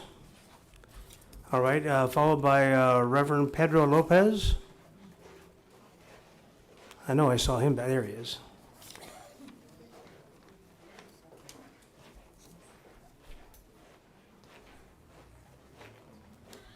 Thank you for listening. There's been a lot of comments made about the terrible things that have been happening, and they will continue to happen, whether they are assisted by the military or not. The raids will continue, and there are many families and individuals who will continue to be harmed. What I'd like to address is what we should be doing and can be doing to assist those who have been victimized, not only those that are in the process of being deported, but also the families that are left behind and the individuals, most especially the minors, the young children, the infants. Our Archbishop for the Archdiocese of Los Angeles has asked all of the pastors of the parishes throughout the Archdiocese to do what we can to assist families and individuals in whatever way we can. I know that in Santa Barbara City, having spoken with a number of the pastors here, that we are doing the best that we can, and are trying to coordinate efforts. I think it's important, though, that not only individual churches or parishes, temples or synagogues be doing what they can individually, but that we coordinate with one another and with civil authorities and social groups from the community to provide assistance and help and give support to those who have been victimized by all these things that have been going on, because they will continue, and there will be many more people in need of our assistance. And so that is what I'm asking you to do to help us coordinate that effort. And I'm asking you as people of faith who are gathered here to speak with your pastors, your parish leaders, your rabbis, whoever it is, and ask them to please look not only within the parish or church community, but to look out, to network with others so that we can work together and provide the greatest possible assistance to those who are being victimized. Thank you. Thank you. Larry Berendt, followed by Rachel Back.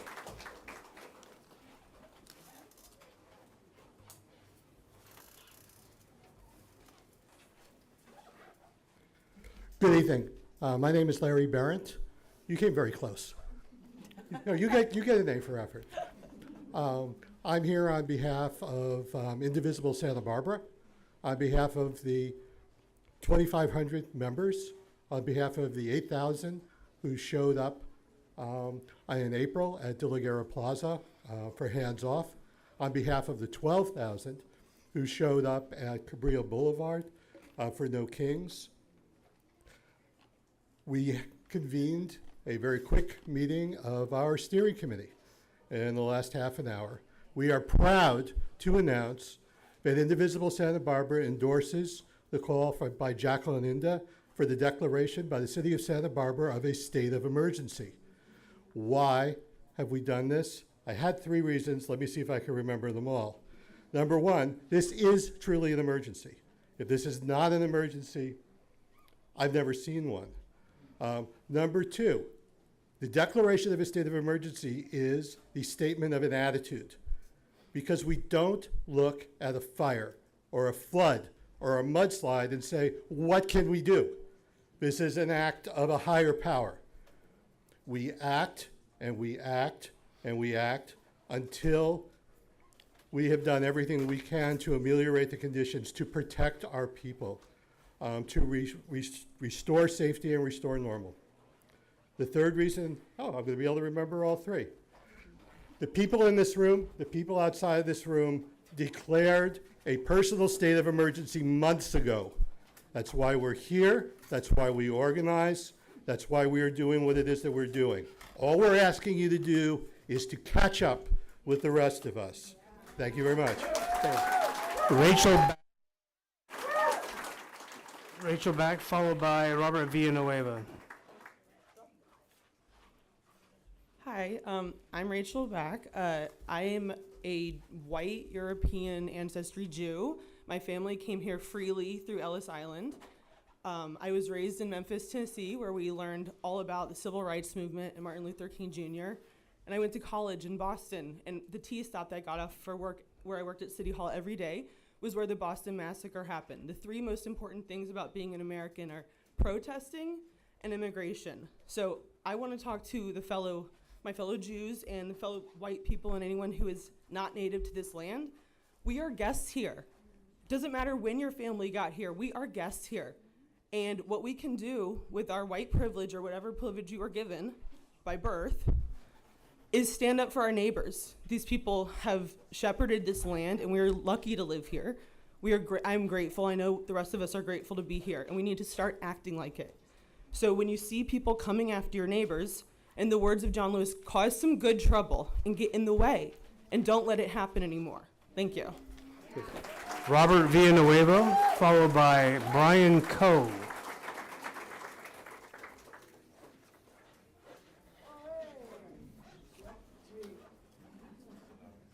Hello, my name is Robert Villanueva, and I'm a member of the Land Bank and Reparations Committee Task Force, Santa Monica, City of Santa Monica, and I here when I thought I was going to retire as a civil rights activist since 1969.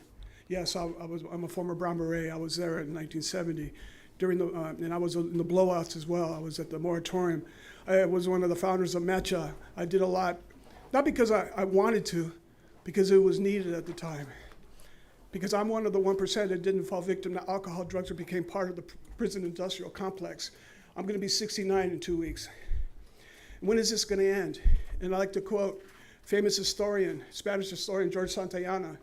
When a society fails to learn from its past, it's doomed to repeat it, and history is repeating itself from the reparations program, Mexican reparation program, 1929 to 1937, that, that scapegoated and blamed the Mexican-American community for the Depression, the Great Depression, and then Operation Wetback, in which my father was rounded up, and then so on and so forth. And it's so funny that being indigenous to this Western Hemisphere, because we go back from time immemorial before they had these borders. And by the way, the first illegal immigrant was Austin Moses when he came into Texas soil. I became an historian, and I had to prove to this country on my indigenous land that as I became a U.S. history professor. So my work isn't over. But this time I'm not going to use a bullhorn, and I'm not going to use a placard sign. I'm going to use a lectern, because this is what it's all about. The last thing I'll say, to quote, by the way, my mentor at UCLA was a co-editor of El Plan de Santa Barbara, a Chicano plan for higher education. Yes, I'm summa cum laude, 4.0, accepted to Columbia University, my master's, so on and so forth. Only the one, growing up in the barrio in a cucaracha-infested apartment. Just imagine what I faced, and I still I still love this country. Thank you. Thank you. Brian Coe, followed by Megan DiCarlo.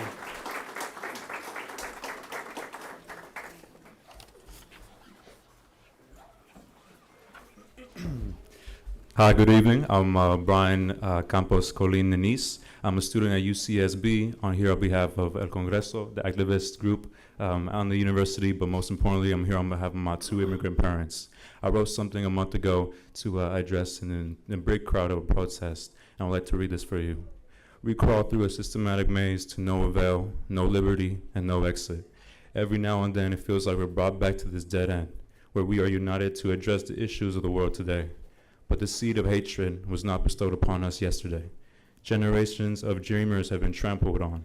Generations of lovers have been outlined with chalk. Generations filled with hope have not been welcomed. We face a xenophobic regime rewritten by different hands, but with the same type of pen.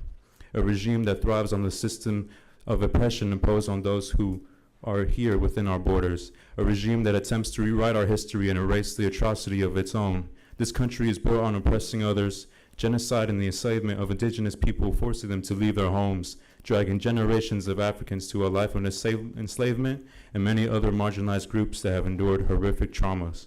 These communities will never receive the right amount of reparations, because nothing will bring their families back, or their homes, or the life that they deserved. We are brought here today because we are not oblivious. We are here to represent those who cannot represent themselves. Even with degradation being so loud in the attempt to drown us out, we will not let this happen. As a person of this community, as a resident here at Santa Barbara on behalf of the university, and being from San Fernando Valley, of the San Fernando City, I urge you to put yourself in the front lines to protect the community that you swore to protect. Please, you see all of us here inside and outside have gathered around to take the time out of their day to be here. I'm a little bit flustered from the emotions, and I know so many of us are as well. That's all I got to say. Thank you. Thank you. Megan DiCarlo, followed by Brian Mertz.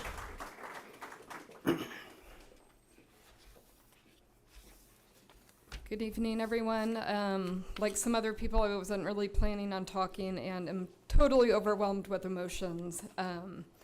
But being a woman with white skin and blonde hair for the moment, I wish there were more people like me who are here, who are speaking up for the people that are too scared to be here.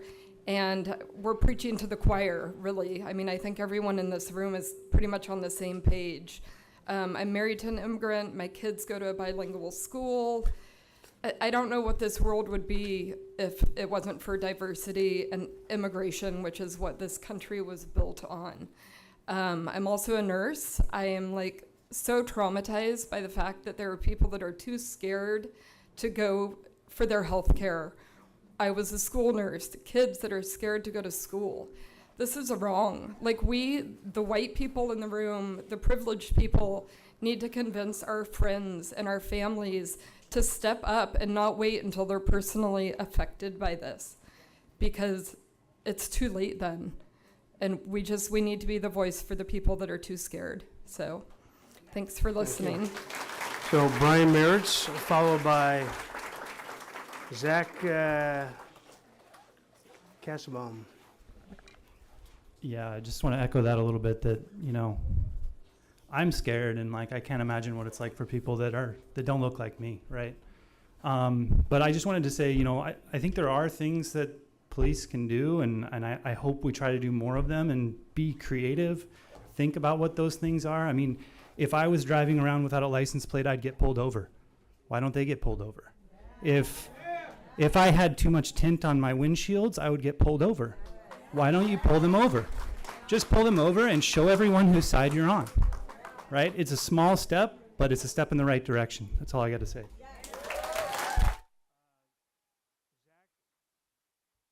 Zach Kassabaum. Zach? There we go. I got that part of the name right.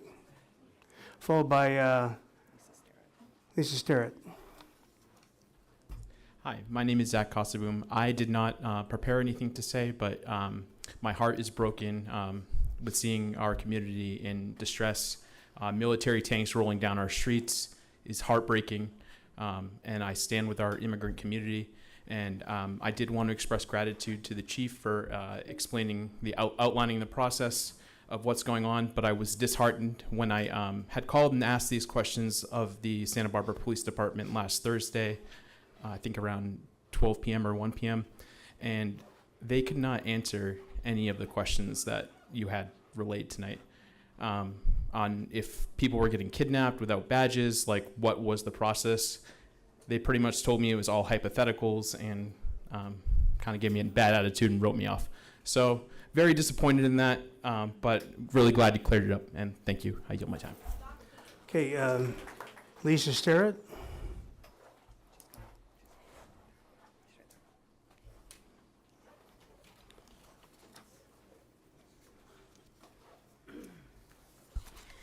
Hello, everyone. My name is Lisa Valencia Sharon, and sorry I just got here, but I just want to thank all of you, all of us, all of you, everything that's been said. I'm third generation Mexican, third generation Irish. We're all immigrants. We already know this, and so many important things have already been said. So just one point that I want to bring that I heard in the county meeting today was that when people are taken by ICE and detained and we don't know where they are. So I just wanted to pass that question on to the city. The county is going to look into it too.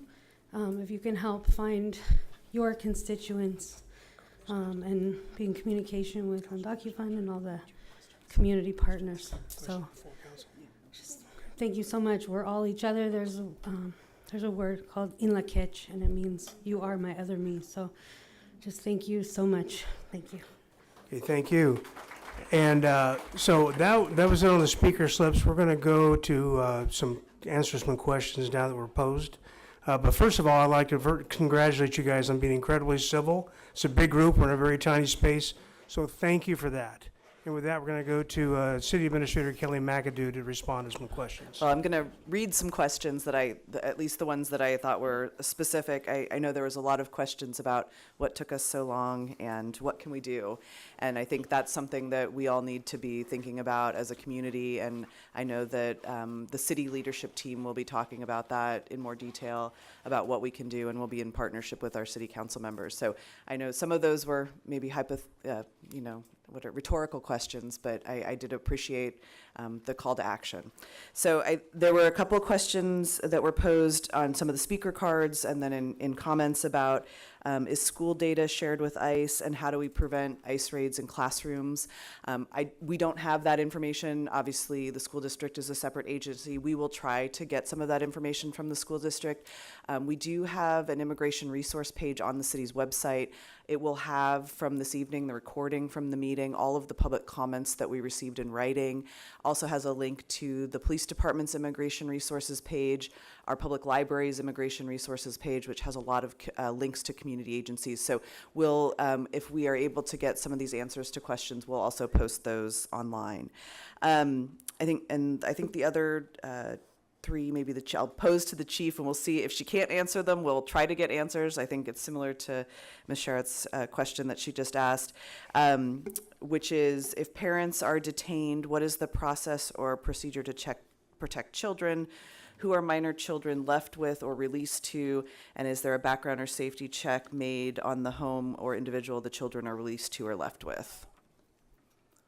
So I can only generally speak of this because most of the time our officers are not present. So I can't actually speak to what the federal agents are doing in those situations.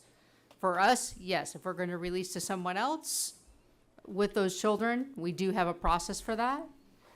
But we're not the ones present, and we're not the ones making those decisions. Gotta get present. Be there. Hang on. Please let her speak. Your priority. Please let her speak.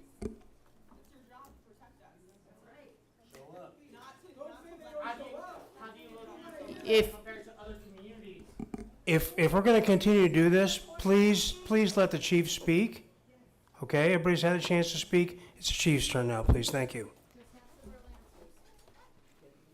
I promised you at the beginning of this I would be honest and transparent. I'm not going to sit here and tell you I have all the answers, because I don't. This is the beginning of the conversations. This is not the end. I hear your concerns. I understand there's a lot of fear. I understand you want us to do more. You're right, I don't. You're right, I don't. And I did say that in the beginning. You're right. You're absolutely right. You're absolutely right. Please, let's keep that civil tone, please, so we can get through this. No. Listen, I want. I'm very patient here, and we have a background in dealing with this type of situation. Why are the police not there when they take people into custody that they leave children unsupervised? It's happening all over the place. What is the responsibility of law enforcement? Okay, so that question's been asked. Let the chief answer this, please. Can I please answer the question? I have listened. You may not get the answer you want, but the chief's going to give the answer that she has, okay? So give us a chance. Please give us a chance. Chief. I'm just frustrated. We're all frustrated, trust me. We're not notified by the federal authorities when they're detaining, who they're detaining, if they're taking parents, and if children are left behind. They don't notify us. We don't know. The only way that we know is if you call and ask for police assistance. We don't know. They don't tell us. So there is no way for us to know whether they're taking a parent and what children are left behind.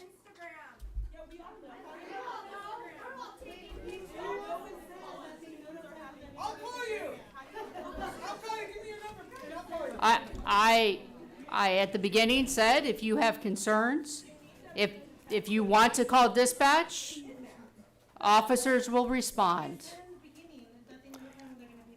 I said,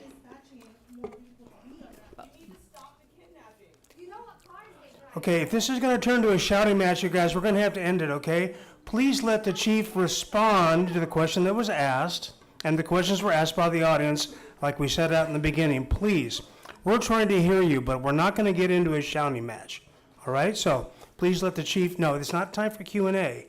We've already got the questions laid out. Chief is going to respond to what's put before her.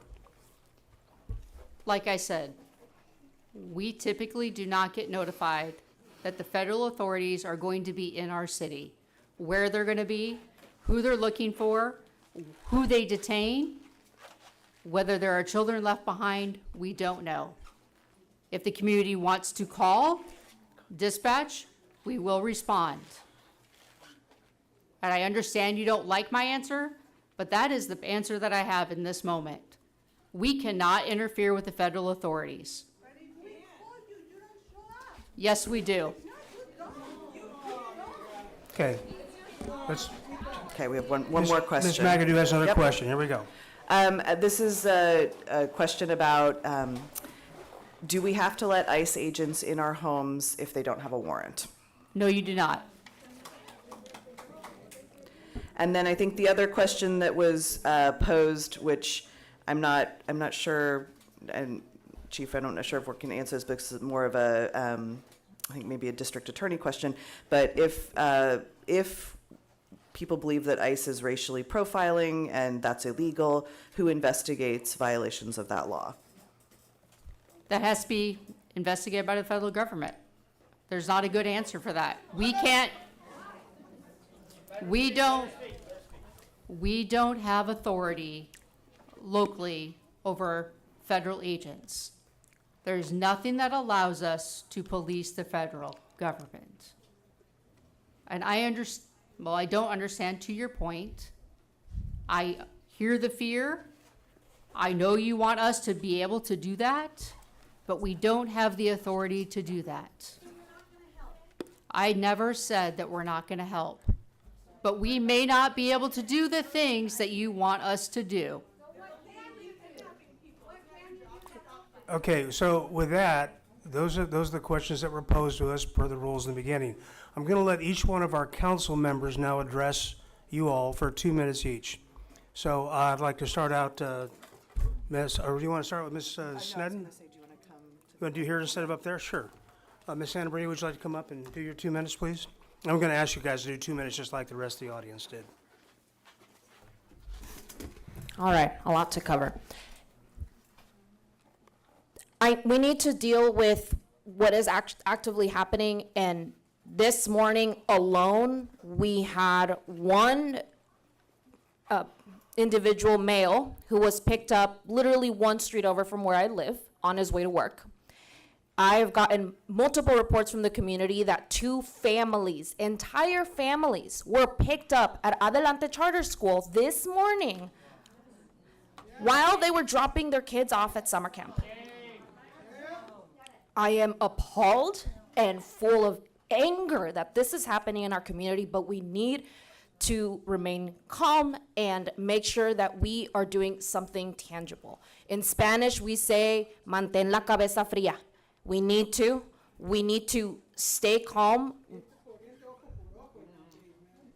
No. Please let her speak. And believe me, I hear the concerns 1,000%. I have a few questions on our next steps because although these are just quote unquote comments, we are here as a council. 1, 2, 3, 4, 5. We're all here. Councilmember Sneddon is here on Zoom. So we're all here. We have quorum. We need to direct staff to do something. I am personally not leaving this room until we direct our city to do something, because otherwise, I have been at the Board of Supervisors meeting since the morning. Your time is as valuable as mine. I would hate to make you come out this evening and for all of us to be spending hours without eating or drinking because you're trying to make your voice heard, for us to go home and be like, we hear you, we'll let you know. We need to do something. And I understand that we're not going to be able to adopt anything procedurally. There are things that prevent us, fine. But I do want us to have a civil discussion where we can come up with what are our next steps. That much I can promise you, I'm not leaving this room until we come up with next steps. Thank you. Okay, thank you. Ms. Harmon?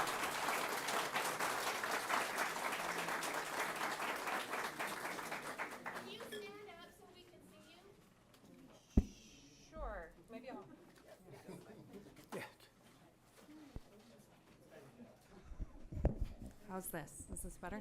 Okay. Thank you. I think it's on.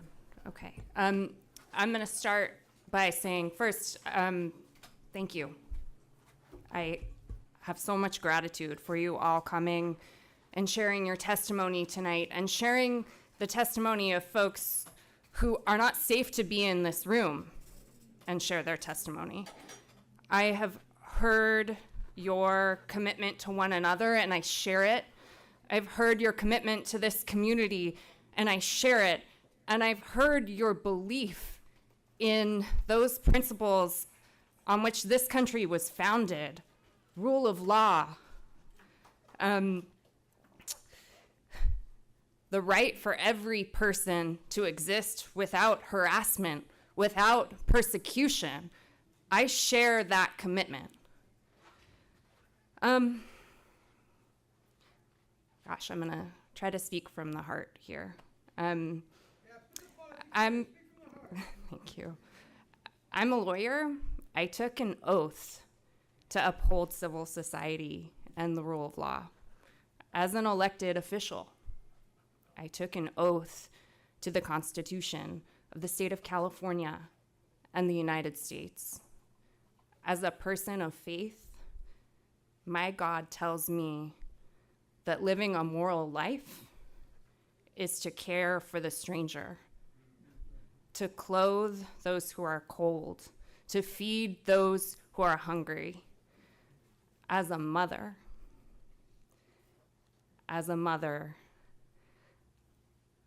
I feel the heartbreak in this room. I feel the terror in this room. But if I could say one thing that I want you to take away from my comments tonight, is that I also feel your dedication. That's the 2 minutes. Thank you, I'm almost done. And I share that dedication. I share that dedication to moving forward with tangible steps. And I want to build on what Councilmember Santamaria said. Here's what I want us to consider. I want us to consider an emergency declaration. I want us to consider opportunities for funding for 805 undocumented Ms. Harmon, that can come and up other in a minute, nonprofits. yeah. I'm just going to No, say you're done. one. You're done.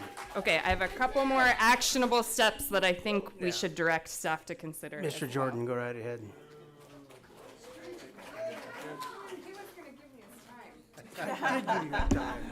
I'd like to echo thanks for all of you being here. I can't obviously imagine the trauma that members of our community are living with, the absolute horror. I'm encouraged by the steps the Board of Supervisors took today, and I will just promise you this: I will do all I can to help us do all we can to join in those efforts and to push beyond what is the normal to look for everything we can do legally. All right, thank you, Mr. Friedman.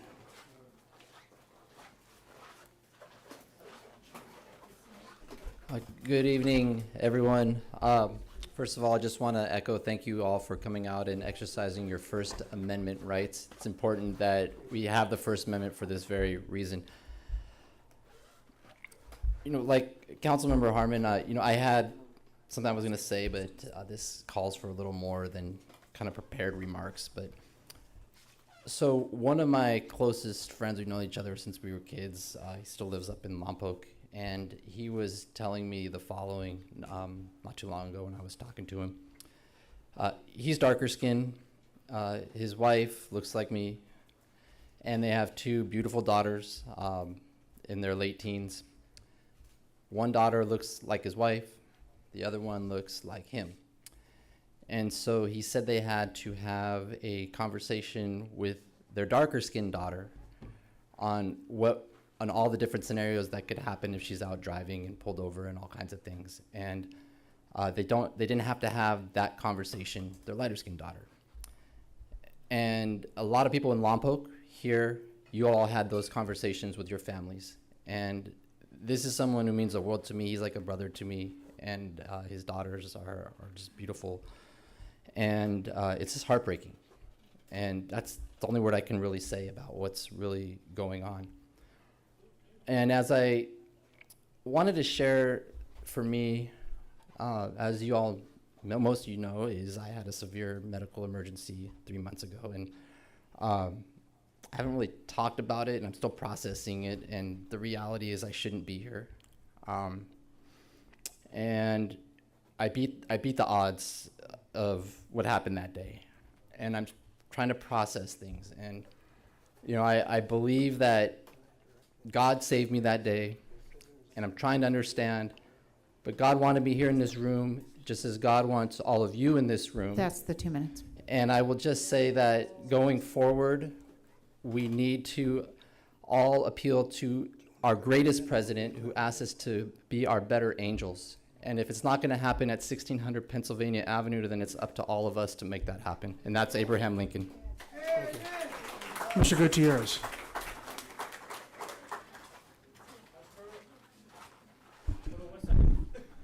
Thank you, everyone, for being here and letting us know how you feel. I am a son of immigrants. You know, my parents and family were deported, and they struggled to be able to keep me here and my siblings here.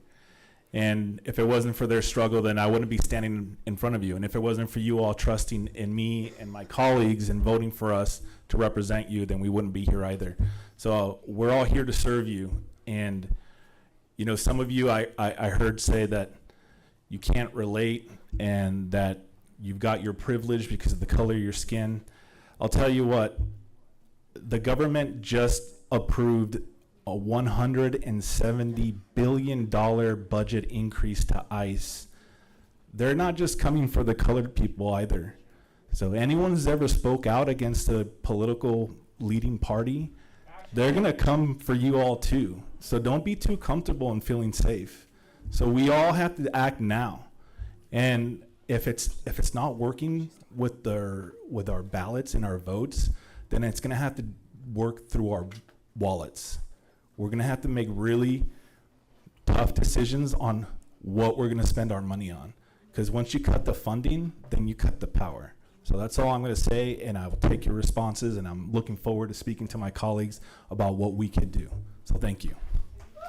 Okay. Ms. Sneddon online. Okay, that's enough.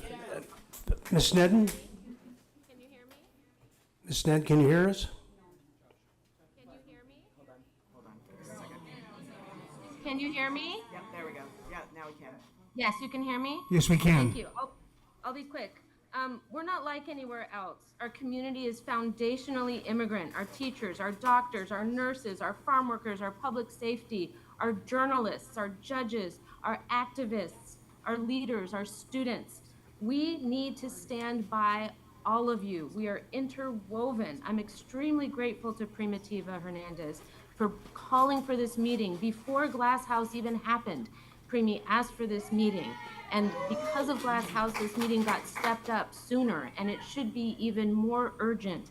We need to act as quickly as possible. We need to agendize a meeting where we can talk about this freely. I support the emergency declaration. I support funding 805 Undocu Fund.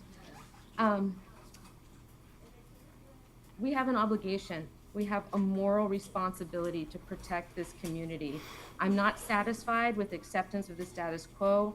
I would like to join the legal challenges with Los Angeles, with the ACLU, against these chaotic and brutal immigration sweeps that have targeted our community, targeted families, targeted members of our community. You have rights, and we need to protect you. You deserve better. I condemn the militarization and violence. I condemn the detainment and disappearance with no due process, no information. It is inhumane. We have to demand transparency. We need to protect life and value humanity and dignity. Abduction is not American. We need to join lawsuits to stand for our rights, to stand for our California values, protect families. We need to come back as many times as we need in order to get this right. We hear you, our Chumash elders, 805 Undocu Fund, SB Can, Casa de la Raza, Immigrant Legal Defense, members of the community.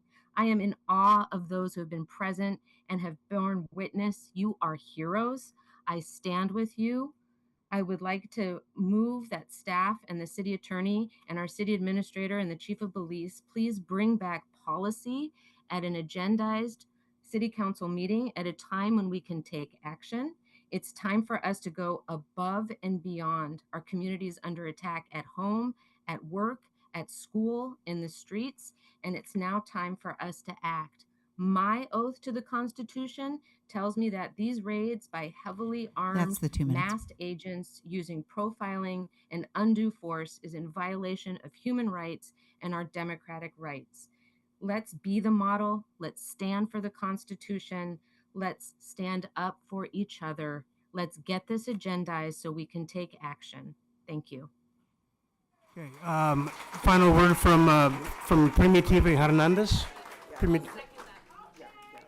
Okay. Once again, the action is going to be a direction to staff to come back. It's not an action item. Ms. Hernandez. Thank you. I just wanted to take this opportunity because as everyone was speaking, I said, I have all these ideas that we can do. And Councilmember Kristen Snyder said what she said because I literally had a conversation with her on the 9th. And I told her what was going to happen. Not that I knew about the raid, but the pattern was there. And there's a lot of things that the city can do and a lot of things that the chief can do. For example, I know for a fact, and they also stated, and I've spoken to other chiefs as well, and ICE for the most part does notify the chief when they're gonna be in the community so that there is no blue on blue. City of Santa Ana wanted to pass an ordinance so that the chief would notify the rapid response system, which that is us, that ICE is gonna be in the community so that we can let our community know that morning, because they check in the morning, that they should be watching out for masked kidnappers. We have over 30,000 people on our hotline database that rely on these alerts, and I know that many of you received those alerts as well. Also, the emergency proclamation for funding. Like I said, there's 4 team members on my team right now covering 3 counties, 100% funded with philanthropy. There are approximately 500 families right now waiting for financial assistance, all philanthropy. Where is the city support? Where is the county support? I've been asking for this 30 days ago, and I was blown off with the rest of the people that were met. 500,000 was too much for it to allocate. So now we want $1 million, and $1 million is not enough. $1 million is crumbs. We also want the police to allow us to do our work. I would like to use this space to do trainings for a rapid response because as we know, solo el pueblo salva el pueblo. And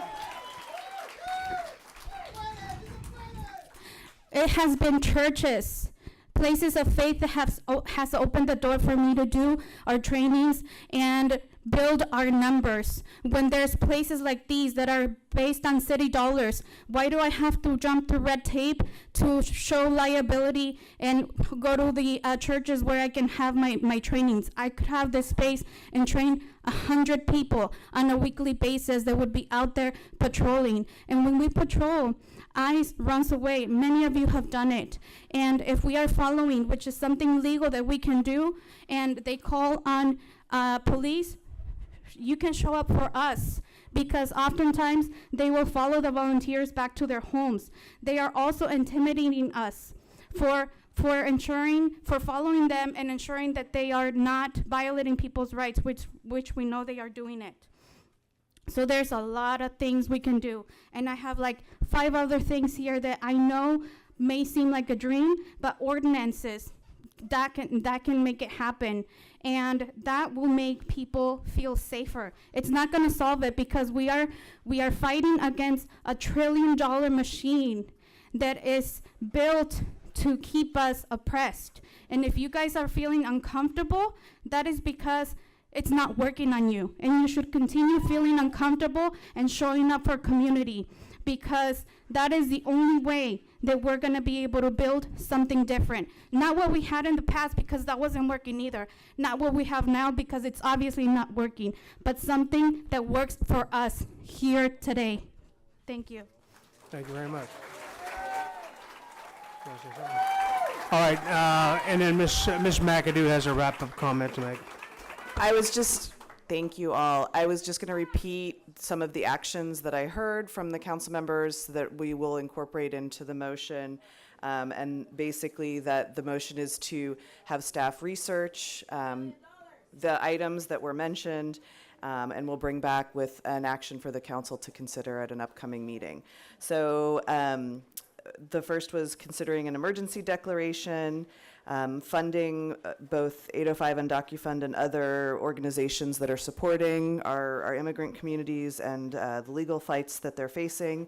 looking to join the legal challenges with LA, ACLU, and others. Explore notifying the rapid response system when we get notice from ICE. Partner with the county on the actions that were mentioned at the Board of Supervisors meeting today. Look into how we might offer city facilities to do trainings for community volunteers.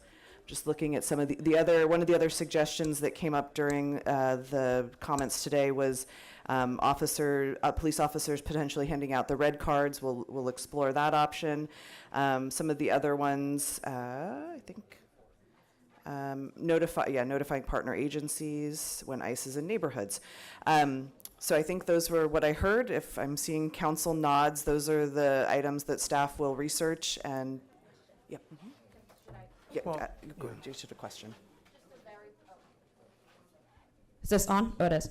Just a very brief question is when we're going to be discussing this, because our next council meeting is for July 29th. That's way too long to wait. So I would like to ask my colleagues if you're willing to call for a special meeting. I mean, I'm open Friday. I'm open any day. I know we have to give a 24-hour notice, but let's get this, my question is more is when can staff come back with this?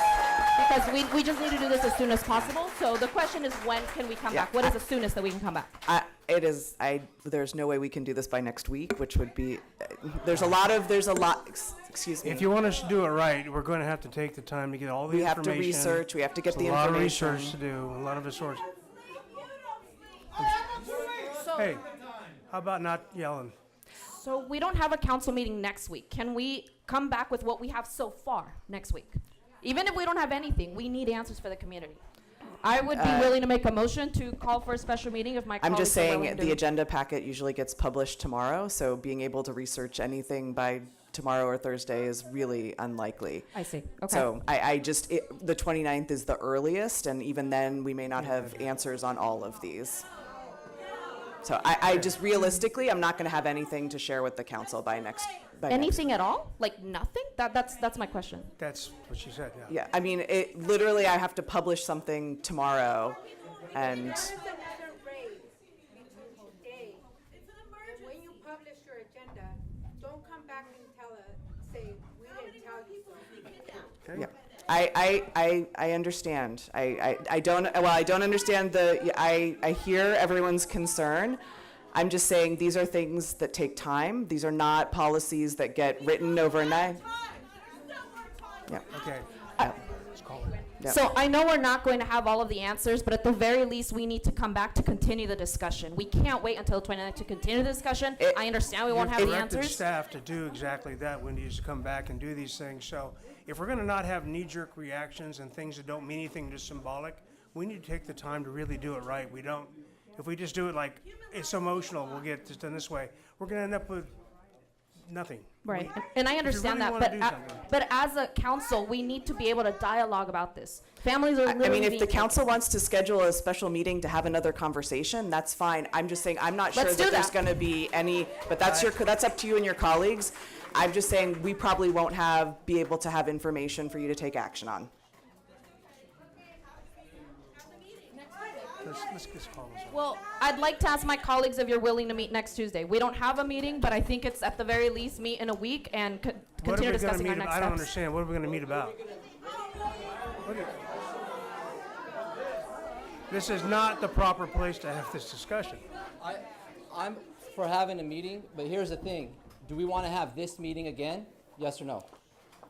I know, and I'm trying to understand from my colleague here, other than repeating this meeting, what are you hoping to accomplish if our staff just said that we cannot have the answers that you're all looking for? I want to make sure that we have answers for you, and I'd like my colleague to explain why you want to have a meeting where we're not going to have those answers.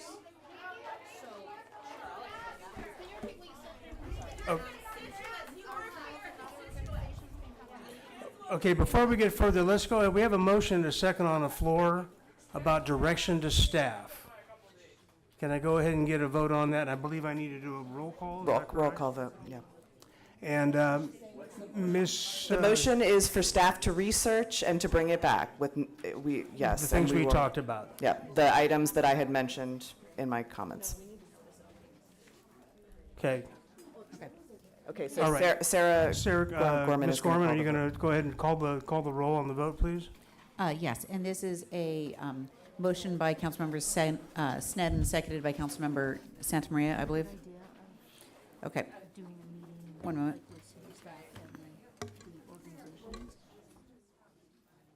I'm sorry, seconded by Councilmember Harmon. Mayor Pro Tem Friedman. Councilmember Sneddon.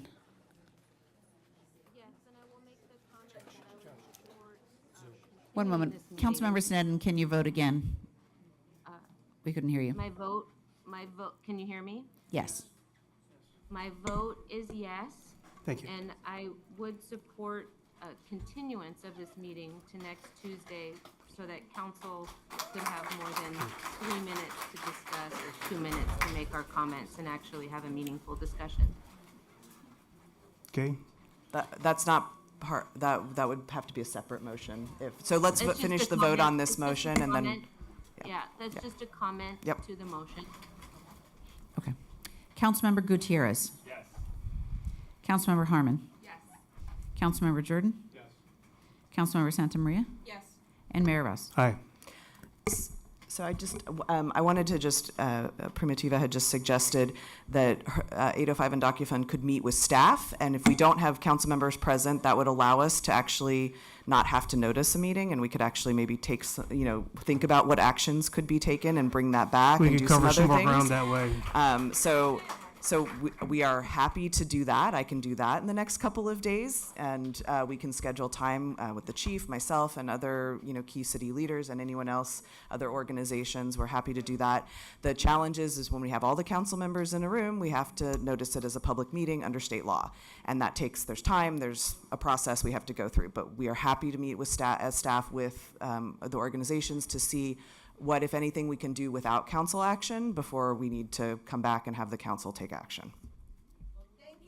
All right, very good. All right.